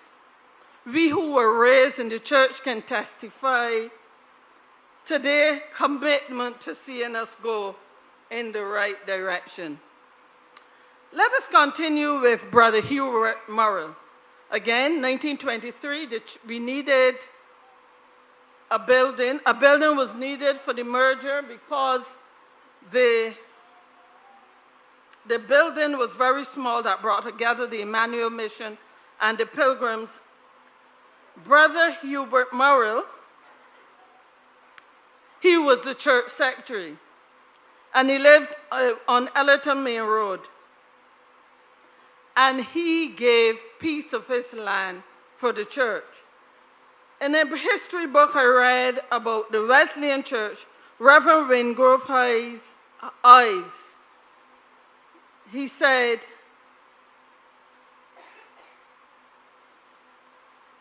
he was full of praise for Hubert Wickham. And in his book, A Missionary Cry for Barbados, he noted that Brother Murrell, I said Wickham, he was a carpenter of modest means, yet he willingly sacrificed and gave up his land to build the first Pilgrim Holiness Church in Ellerton. Brother Murrell was at the time experiencing some difficulty finding work, but after he gave the land to the church, it is said that he never lacked a day's work. He was the grandfather of our late Sister Daniel, who we laid to rest recently.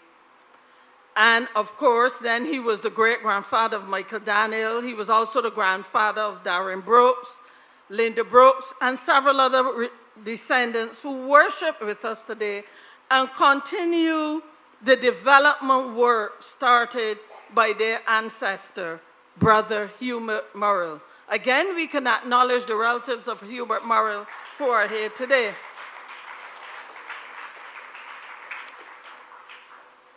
Our next honoree is the late Brother Fitz Wilson.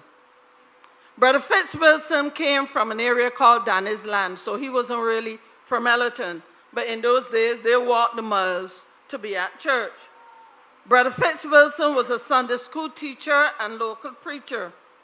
He was described as a great expositor of the word. He was a generous supporter of the youth. He was a youth counselor and mentor. Brother Fitz Wilson, he encouraged personal development, and he groomed the youth in the word. Each Sunday, Brother Wilson came to church. He had several goodies for all of us young people, and I'm sure some of us can remember that. He loved to bring sweets and other things that young persons liked in that day. The next 6 persons we will speak about are all 6. Let us honor the work of Brother Fitz Wilson. From my knowledge, he doesn't have relatives here, but if perchance there's anyone, you can identify. The next 6 siblings, of course, siblings, so they're all from the same family. When I read about them and wrote about them, I said their parents had to be very proud of their 6 children. Let us start with Brother Lewin Fitzsimon Rock. Our dearly departed brother, Lewin Rock, was a faithful Ellerton Pilgrim Holiness Church member. He was a lay preacher, Sunday school superintendent and teacher, choir member and guitarist, and he served as the choir master of the Woburn Church. I guess Charlie Wickham took him over. Brother Lewin readily assisted. He gave his gifts and resources and time to the church and fully supported the church and the pastors.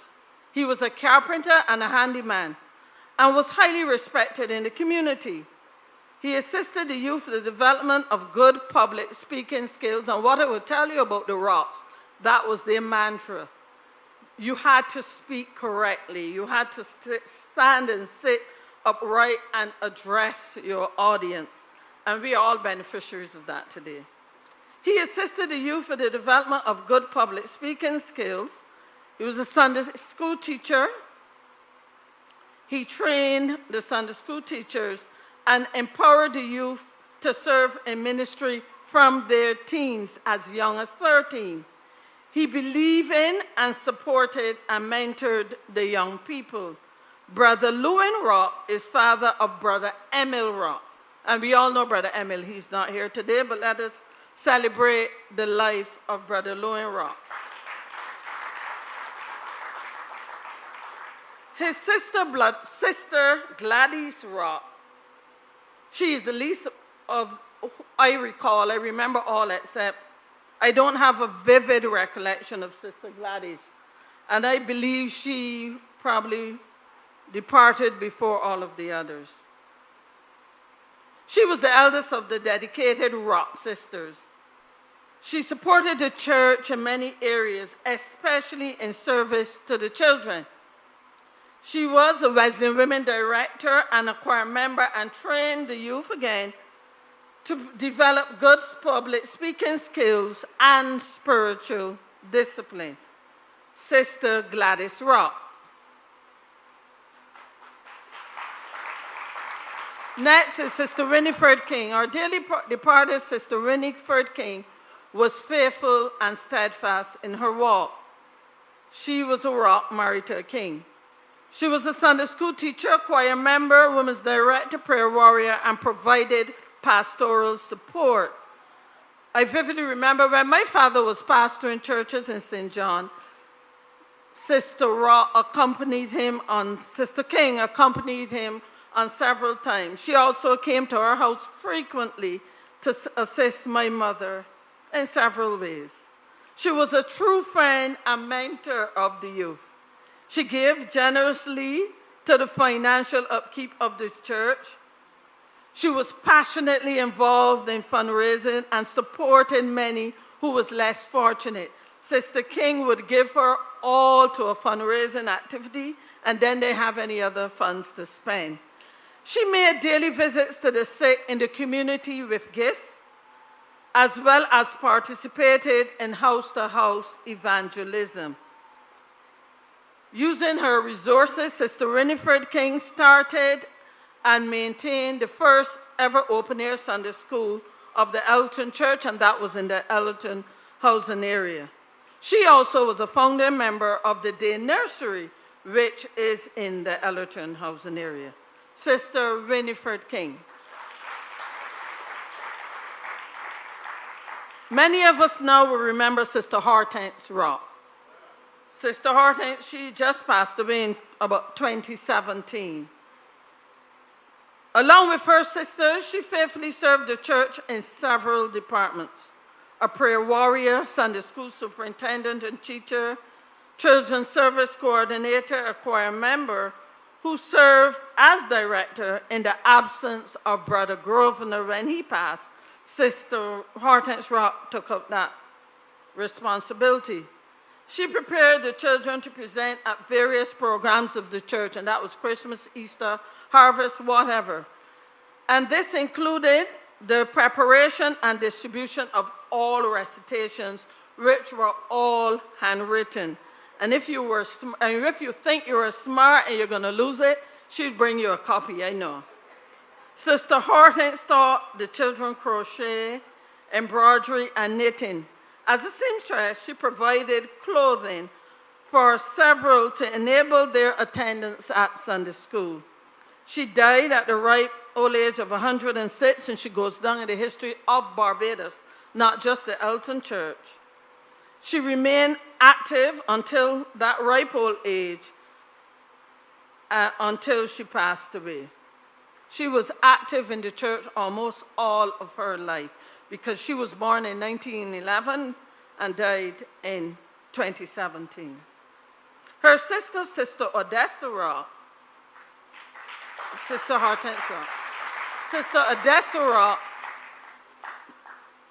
in my eyes, she was the queen of the Rock sisters because of her angelic voice.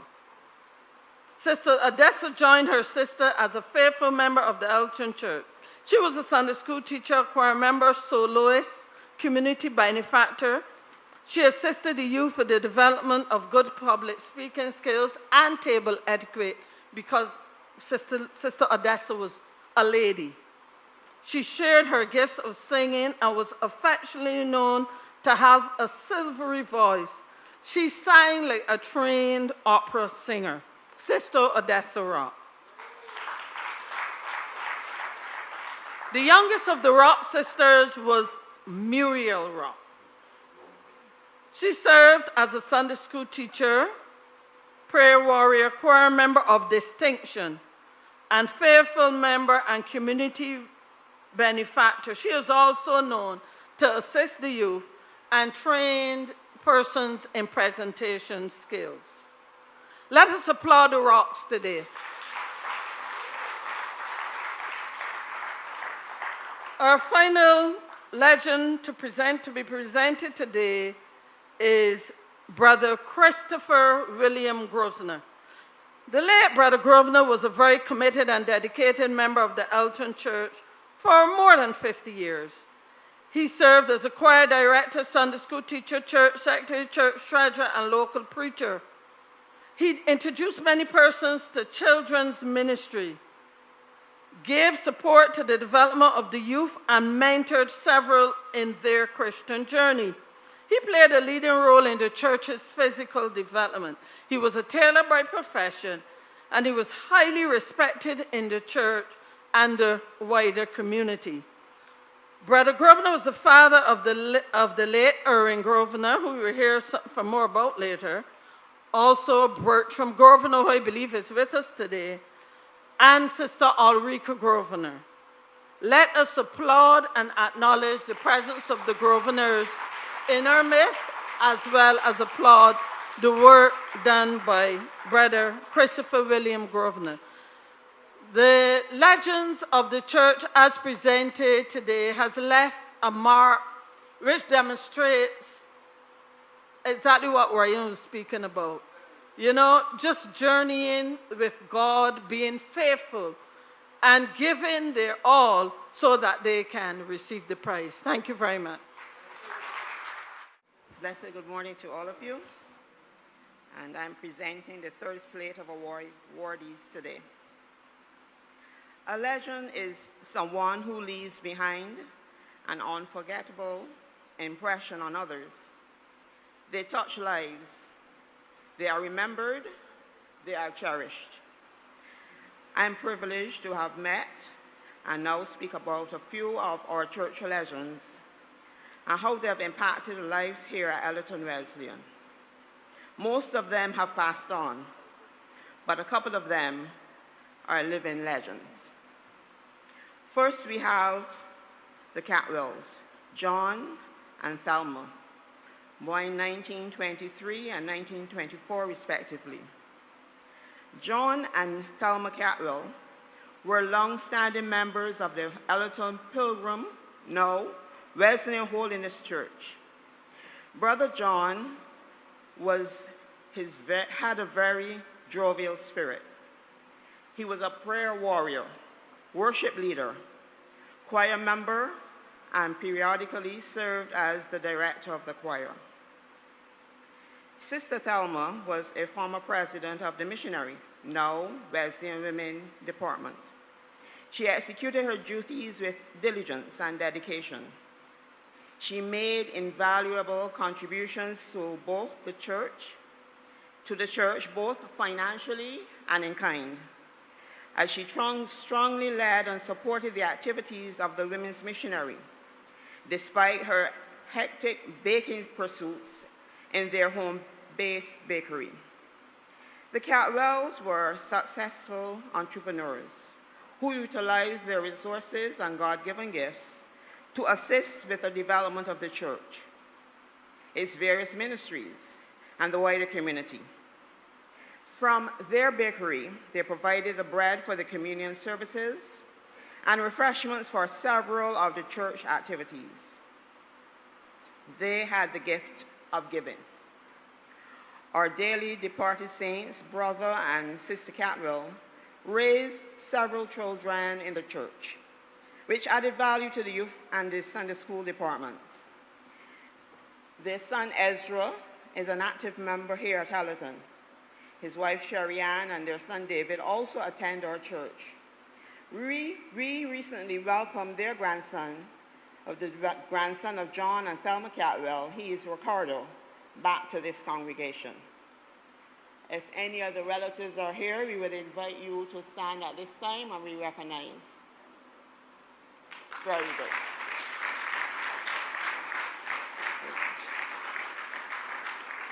Thank you. Next, we move to the Lashleys, Eustace E. and Vernice. Thank you. Born 1923 and 1924, respectively. The late Brother Eustace and Vernice Lashley were active members of the church for over 50 years. Brother Eustace was a well-respected community leader and organizer, and many persons joined the church through his ministry. He was a youth leader, Sunday school superintendent and teacher, and later served as a preacher across the Pilgrim Holiness, now Wesleyan Holiness denomination. To quote one of the nominees, Brother Eustace, used to go all over the island, preaching and spreading the gospel of Christ. He lived a life of service to God and the community. Even after he had moved on to take up pastoral assignment at Edgecliff, then Welch Village and Warburn Wesleyan churches, Brother Eustace continued to contribute to many of the activities at Ellerton, namely the harvest and the annual excursions.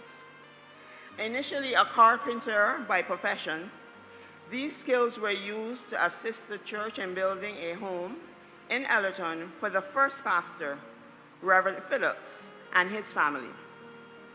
He worked alongside Pastor Cuthbert Hellman in developing the Social Hall Church, now Dunamis Outreach Ministries of the Wesleyan Holiness Church.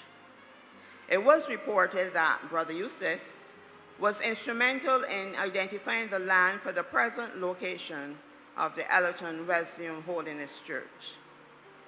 His wife, Sister Vernice, was a faithful member who supported her husband in ministry and was actively involved as a preacher, church treasurer, member of the Wesleyan Women, song leader, encourager, and supporter to the youth. Her home was open as the place where the youth reposed for refreshments after much church night activities. She served to quietly counsel many of the women who sought out her advice. She was a strong prayer intercessor and a mother figure who, in addition to raising her children in the church, opened her heart and doors to assist many in the community.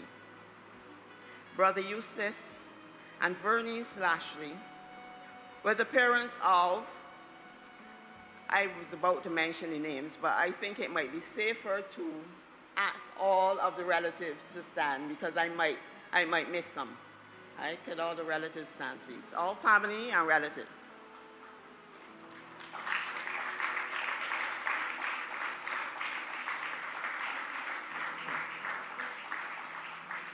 And Reverend Libby didn't stand, but he's the in-law. Okay, thank you. Cynthia Daniel, born 1925. Cynthia Daniel, familiarly called Aunt B, served the Ellerton Church for over 6 decades.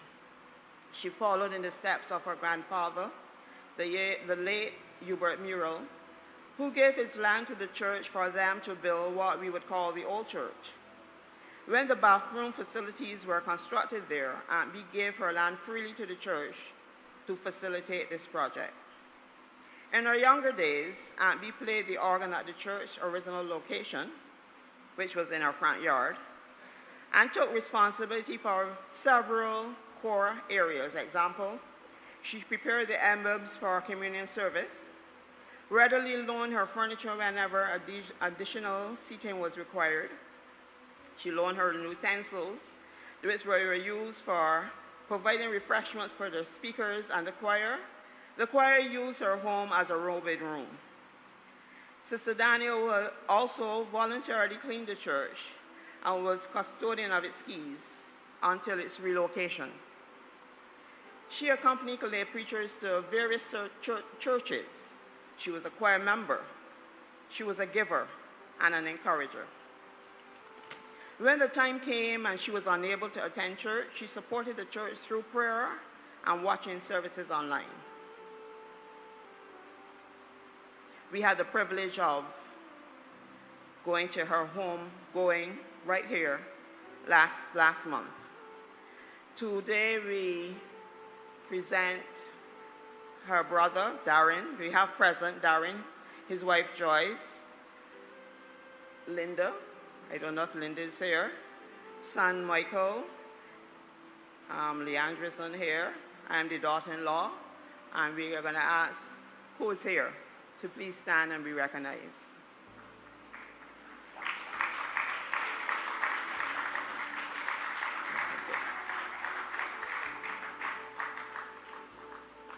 Brother Oscar Nurse, born 1933. Brother Oscar Nurse is one of our living legends. He has been a member here for over 5 decades. He has served as the church treasurer. He was instrumental in leading the church to acquire a small bus and serve as the bus driver. There's a funny story there, but you may have to talk to him after church to get that story. He was well known for his resourceful nature, and he continues to serve his church and the community. Brother Oscar was one of the leaders who ensured that the modern bathroom facilities at the old church building was erected. He was instrumental in getting running water there, and as a matter of fact, he and Brother Alfonso dig the well at night to facilitate the bathroom there. Over the years, he has been known to support the pastors and especially the elderly faithfully. If he saw repairs needed to be done for the elderly, he would organize a team to meet that need. He and now deceased Sister Nurse would have brought up their children here and would have been active, they too would have been active in the church. I can remember his daughter, Sherma, being Sunday school superintendent also. Would Brother Nurse and Sister Nurse please stand and be recognized?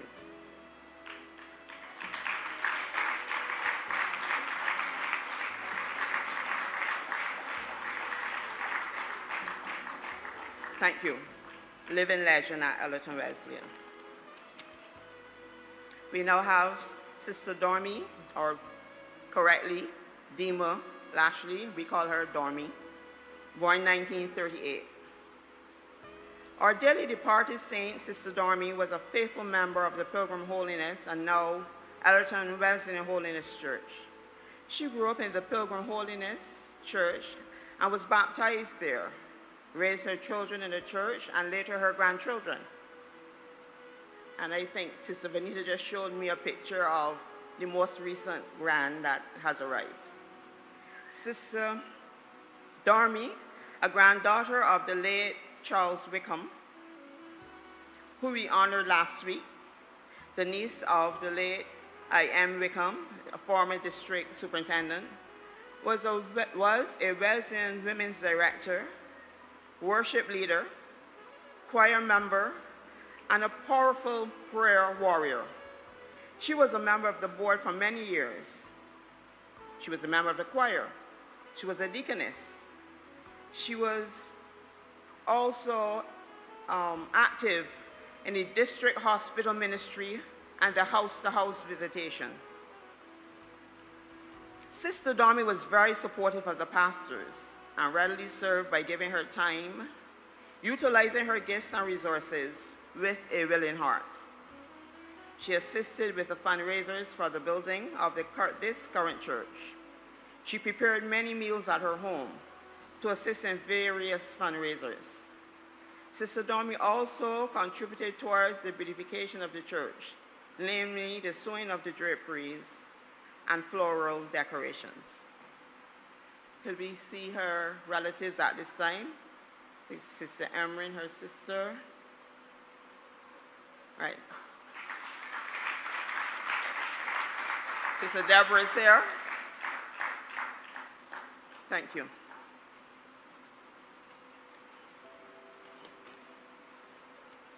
Erwin Grosvenor, born 1946. It can be said that the late brother Erwin Grosvenor closely followed in the footsteps of his father, the late brother William Christopher Grosvenor. He was a preacher, lay leader, Sunday school superintendent and teacher, member of the choir, visited with the Chatins. He was a member of the board and church secretary. He was a leader in the maintenance and upkeep of the original church building and could be relied on for anything in relation to the Ellerton Wesleyan Holiness Church. Brother Irvin was also involved in taking pastors to many locations to identify various parcels of land for a suitable location.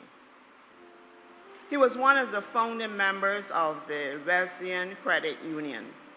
To quote one of the nominees, commentators, Brother Irvin was a great example of a Christian and maintained discipline in the church.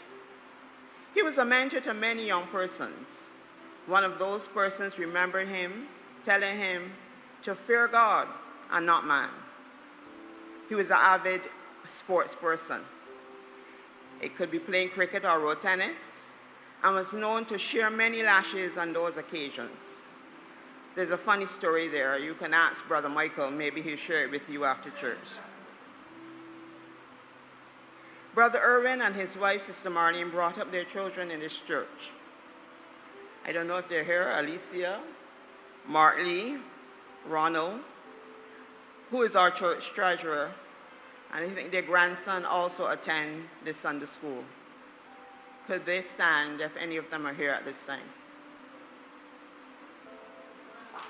Sister Marlene. His wife, Sister Marlene. Oh yes, Ulrika and Bertram. All right.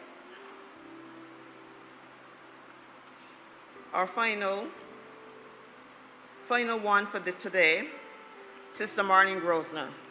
And I wouldn't tell you the year that she was born. Sister Marlene is one of our living legends. She has been a member for over 4 decades. She's been a Sunday school superintendent, Wesleyan Women Director, preacher, choir member, worship leader, and board member, deaconess, member of the District Hospital Visitation Group, an officer within the Wesleyan Holiness Church Credit Union. She initiated the Irving Grosvenor Memorial Scholarship Fund. She's an active member of the Barbados World Day of Prayer organization. She also initiated the after-school reading program for juniors of our Sunday school department. After many years, Sister Marlene continues to serve as a Sunday school teacher. Two nominees commented, Sister Marlene is very creative and has been able to maintain the interest and attention of many students during her Sunday school sessions. She plays a pivotal role in the Christian development of many children. Many members have been inspired to serve in this ministry as a result of being mentored by Sister Marlene. Her creativity can be evidenced in many areas of her life. Just give her a task, and she will put her own original spin on it.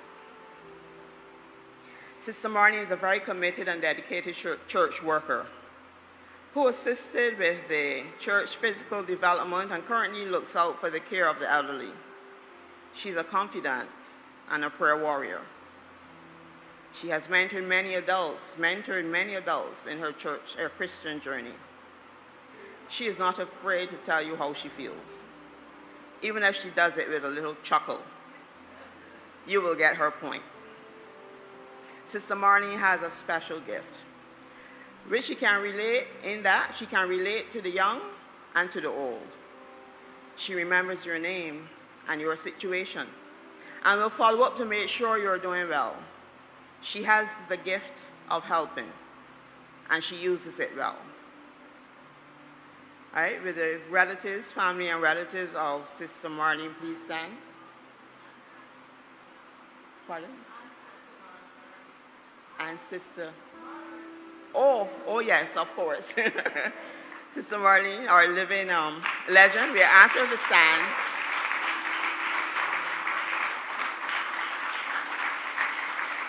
I believe her brother is here. And I would have mentioned before in highlighting her husband that her son is our present treasurer. My closing remarks. We have looked at several of our legends today, highlighted their service to God and to the church. Their gifts and talents may vary, but they have all served with excellence.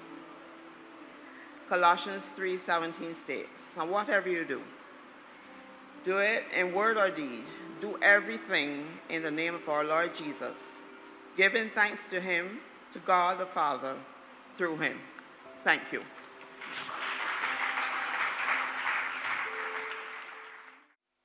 Good morning to the church. Remember, the preacher did say that when you get into 60 and beyond, you are slower. So I hope you remember that.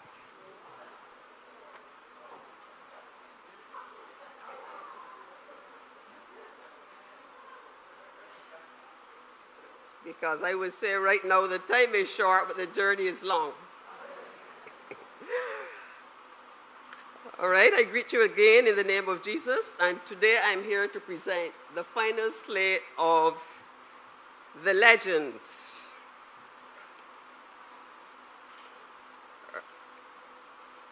Our first legend for today is Jeffrey Walcott. Brother Jeffrey Walcott was an influencer and mentor in the Christian walk of many young persons who joined or attended the church. He was responsible for introducing many creative programs and activities in the church. In this regard, one recalls the major dramatic presentations and the arts and craft exhibition in the community center. He served as youth president, Sunday school secretary, superintendent. He was also the founder and director of the Chandeliers singing group. He led dramatic productions as well as wrote the scripts. Brother Jeffrey can also be credited for introducing the youth weekend camps at the Ellerton Church. He may be described as one of his era's most outstanding youth leaders. I'm going to repeat that.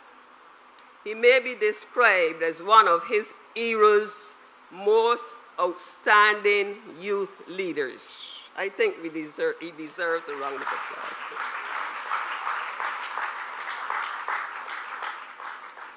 Brother Jeffrey was the project manager when the construction of the current church commenced, as he led the building committee. In the late 90s, he was borrowed by the Social Hall Church to use his giftings in working with the youth. He is the husband of Sister Pearline Walcott, our next honoree. But before we get to Sister Pearline, we should say also, Brother Jeffrey is also a poet with a lot of unpublished work. And he has a lot more talents than that. I remember, what I do remember, there are many things, but just to say, I remember when we had conference, and we used to have to use the school when we were at the old church. And you stepped into the conference room when we have yearly conference. It was made up as though it's going to be a delegation from the Commonwealth. And everybody's place was there marked where the secretary would sit, where the pastor, where the chair. Oh, it was really lovely. And I remember that, among other things, about Brother Jeffrey. He was also an outstanding Sunday school superintendent. All right, I'm now going to ask if Brother Jeffrey is present or any persons representing Brother Jeffrey. Somebody's pointed. Oh, there he is. Please stand and take a look. Thank you. I wouldn't worry to mention about this Sunday morning when he wanted our attention. And he wore a piece of plaster there, and everybody's worried. I wonder what happened to Jeffrey's face. But you know, nothing was wrong with it. He wore a piece of plaster that he could get.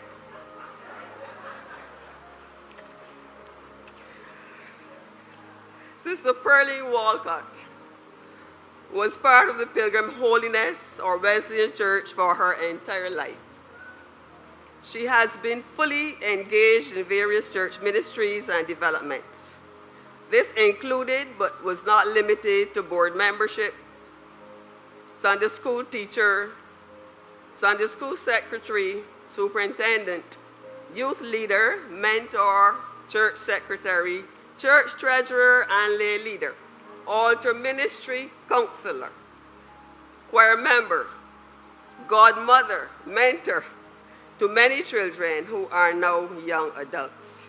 And I would interject here to say those many children included children that she brought for many years from Fair Pilgrim to Sunday school.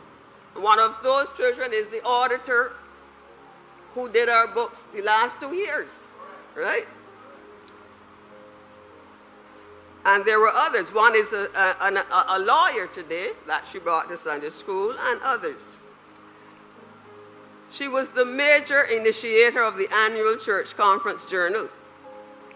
Sister Pearline contributed her labor during the physical construction of the present church and assisted with providing meals for workers, as well as accommodated members of the work teams from the Eastern Hill Wesleyan Church in New York. And accommodated members mean they lived at her, and she actually cooked for them. All right? That's what it means. She served as district youth secretary on the Barbados district of the Wesleyan Holiness Church and the district Sunday school executive committee. She moved on to labor at the Social Hall, now Dunamis Outreach Ministries, where she served as church administrator and is presently a deacon with responsibilities as prayer coordinator, teacher of new disciples, head of altar ministry and hospitality. I should say also that many church socials and other events, when we talk about hospitality, took place at Brother Jeff and Sister Pearline's home. In those days when the church we had nothing. And that residence was one of those places that was the choice place to go and have an occasion.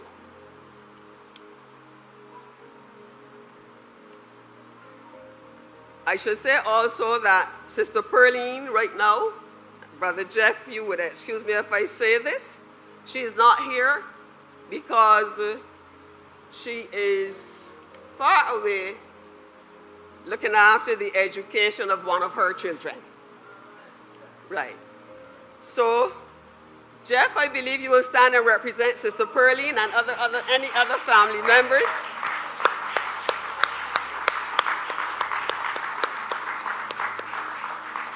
All right, thank you very much. Then we have next Marceline Venita Lashley. Okay.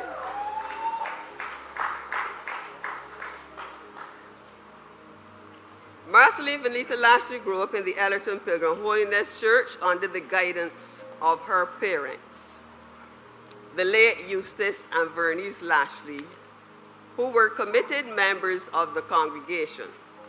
She has served the church for almost 60 years and has always been actively involved in the church. She has held several positions in the Ellerton Wesleyan Sunday School, the Wesleyan Women and Youth Departments. She served as Sunday School Superintendent and today continues serving as a Sunday School teacher, which she has done for most of her adult life. She is an usher, a member of the music ministry, and an outstanding soloist. She is involved in the shut-in ministry. I said is, right? Okay, right.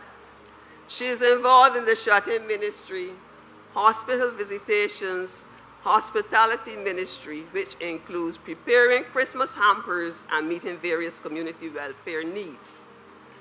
Sister Venita assisted with the construction of the current church building and provided meals for the workers.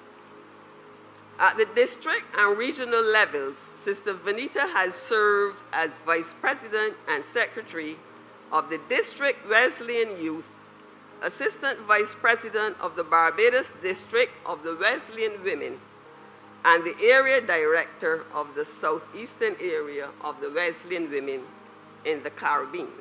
She is currently an executive member of the World Day of Prayer Committee in Barbados.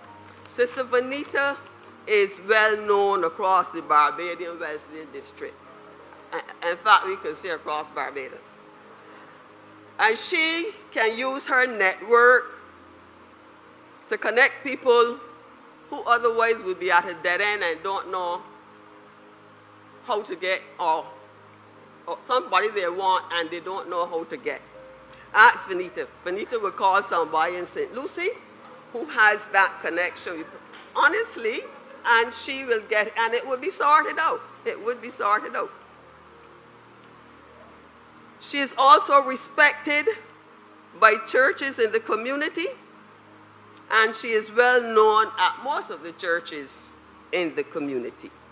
There's a lot more that can be said about Sister Venita, but let's give it, and she...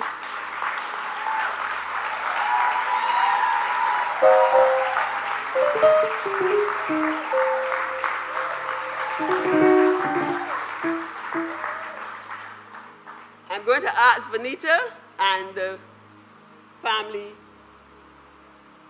and representatives to stand, please.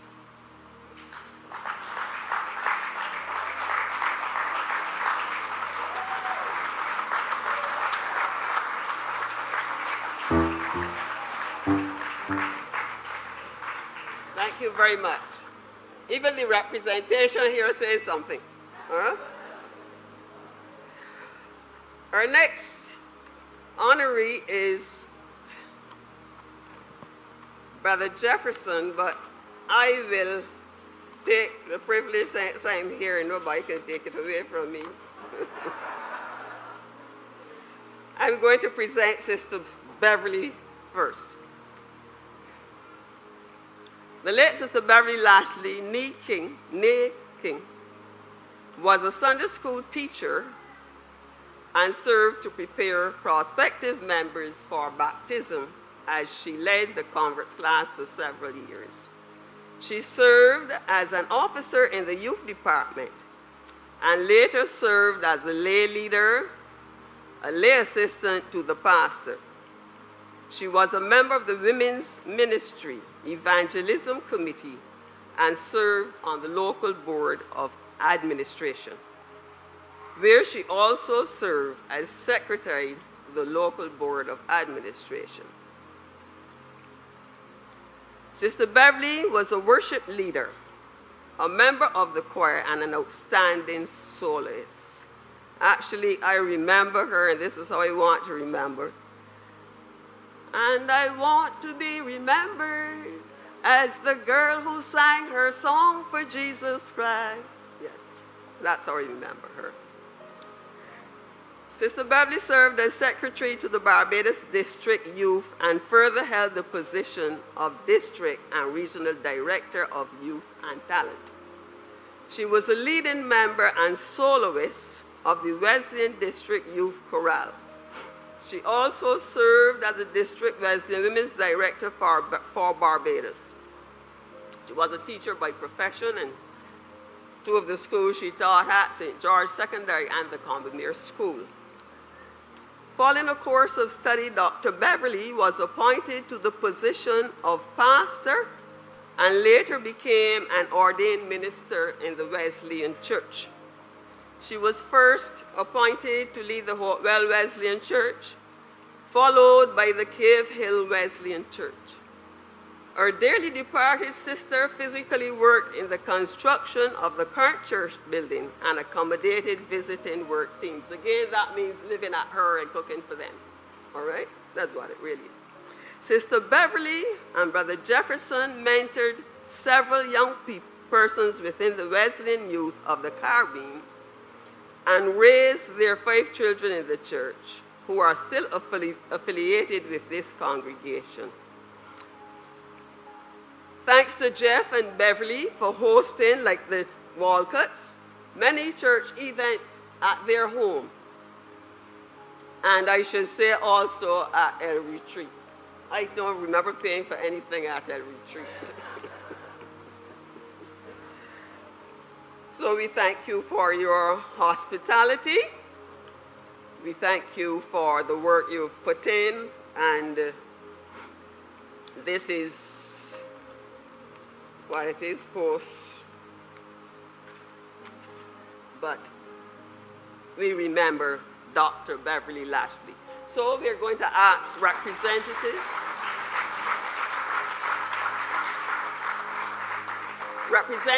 and family members of Dr. Beverly to stand.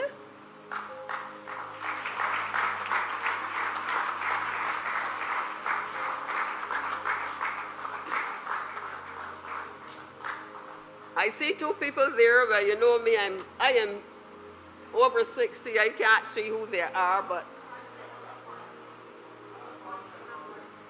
Alphonse and Roderick. Roderick, we would like to see you a little further. Hey, you know. All right, let's applaud Dr. Thank you very much. Right.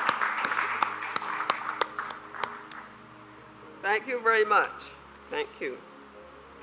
And now Jefferson Lashley. Brother Jefferson has served the Wesleyan Holiness Church in the Caribbean on several levels and has interacted extensively with church internationally.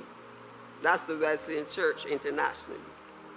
At Ellerton, he has served as a Sunday school teacher, assistant Sunday school superintendent, youth president, and adult youth sponsor, a mentor to the youth of the church and in the community. He has been a leading soloist and tenor. Still has that gift. Brother Jefferson was the music arranger for the Chandeliers, a singing group of the Ellerton Church during the late 70s and early 80s. He was a member of the current church's building committee, this church, when we say current church, and led that committee after Brother Jeffrey Walcott. He mobilized and coordinated teams from the Eastern Hill Wesleyan Church in New York, Western New York, to come to Barbados to construct the roof of the existing building, this roof that is over us. He physically assisted in the construction of the current building. Jefferson also served as Assistant Zone President of the Central Zone, District Youth President of the then Barbados St. Vincent District, during which time he was founder of the District Wesleyan Youth Chorale. He has also served as District Wesleyan Men's President and was the longest serving layman on the District Board of Administration. At the regional level, he has served as the area chairman for youth in the southeastern area of the Caribbean, and on the General Board of Administration as the General Secretary of Youth for the Caribbean, and currently serves as the General Director of Men. He was lay representative to the International General Conference in 1995. He was married to the late Sister Beverly, Dr. Beverly Lashley, whom we just honored. He is or was, I'm not sure, a banker by profession. I think he's put his hands in everything. And as I was thinking back on Jefferson, I remember what people had, there was somebody used to call a speculator who was involved in everything. He's a banker by profession and has a keen interest in politics. Now, he has never run for election, therefore he is apolitical. So I think the stream will pick me up correctly, okay? He is a good man. So we're going to have friends and family and representatives, and Brother Jefferson will stand for your, thank you so much. What happened?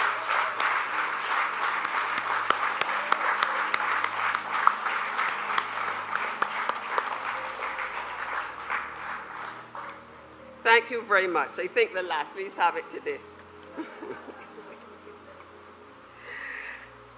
And on behalf of the Legends Committee, I just want to say at this point, thank you to, it's not the final vote of thanks, so I'm just going to take a minute to do it.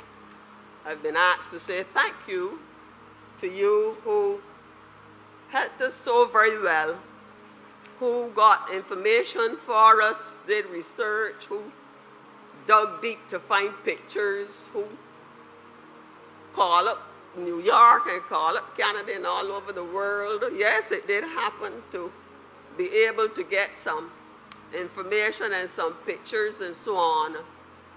And we wish to thank you very much. We have more, the Legends have more work coming, so it's not our final thing. But just to say, they didn't tell me to say this, that I hope you have, or that you are satisfied with what we have presented over these Sundays. But just in case you aren't and you want to raise something, well, there's always CCJ, so. So you can call 436-3661, or you can approach any member of the committee. That's myself, the chairman is is Sister Vicky Marshall, all right, Brother Alfonso, and the Sister Sandra, all right? I can't, somebody show me some. Yes, I did say it. I didn't read Brother Alfonso. All right. That message was timely, Brother Collins. All right, let me finish saying thanks, right, to all of you. And this body of work we have represented hard work. It's gone through the fire, and we tried our best to be fair and just and everything, all right? But as I said, if you have a query to raise, we're not blocking you out. Please go ahead and do it, all right? But then this has to be the sweetest wine that is left for the last. I don't know. I don't know how I did that. And he knows it's not intentional, I know that. All right, Brother Alfonso King gave his life to Christ as a teenager and never looked back. From inception to this day, he has remained a faithful member and very hard worker within the Ellerton Wesleyan Holiness Church. Brother Alfonso remains active in God's vineyard at the Ellerton Wesleyan Holiness Church, from being an intercessory director, men's director, youth president, Sunday school teacher, local church board secretary, and director of the ushers ministry. He is very dependable in matters relating to this church and its leaders. Brother Alfonso willingly extends care to the elderly and avails himself to work closely and assist many ministers. He continues to play a pivotal role in the physical development of the church, currently ensuring that the environs are landscaped and well kept, among other things. And you know he's the head usher. He is married to Sister Enid King, and their 3 sons, Christopher, Nicholas, and Mikhail, were raised in the church. Christopher and Mikhail are actively involved in serving on the technical team of this church. If those of us who came from the old church would remember, I don't know about you, Brother Alfonso, after his mother had an amputation, she would be at church every Sunday, and he would lift her, bring her to church, and lift her out of that car into church. And when she got into church, it was murder. You couldn't stop her from worshiping and rejoicing. I remember that very well. And he used to just physically lift her out before she had a prosthesis. I don't know if he wants me to say this, but he's not going back to school on the 18th of September.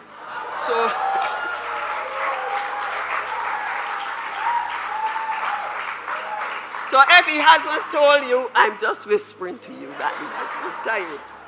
And we are happy for him, all right? May God continue to bless him and his family. Brother Alfonso, please come in and take a bow. And all the family and representatives.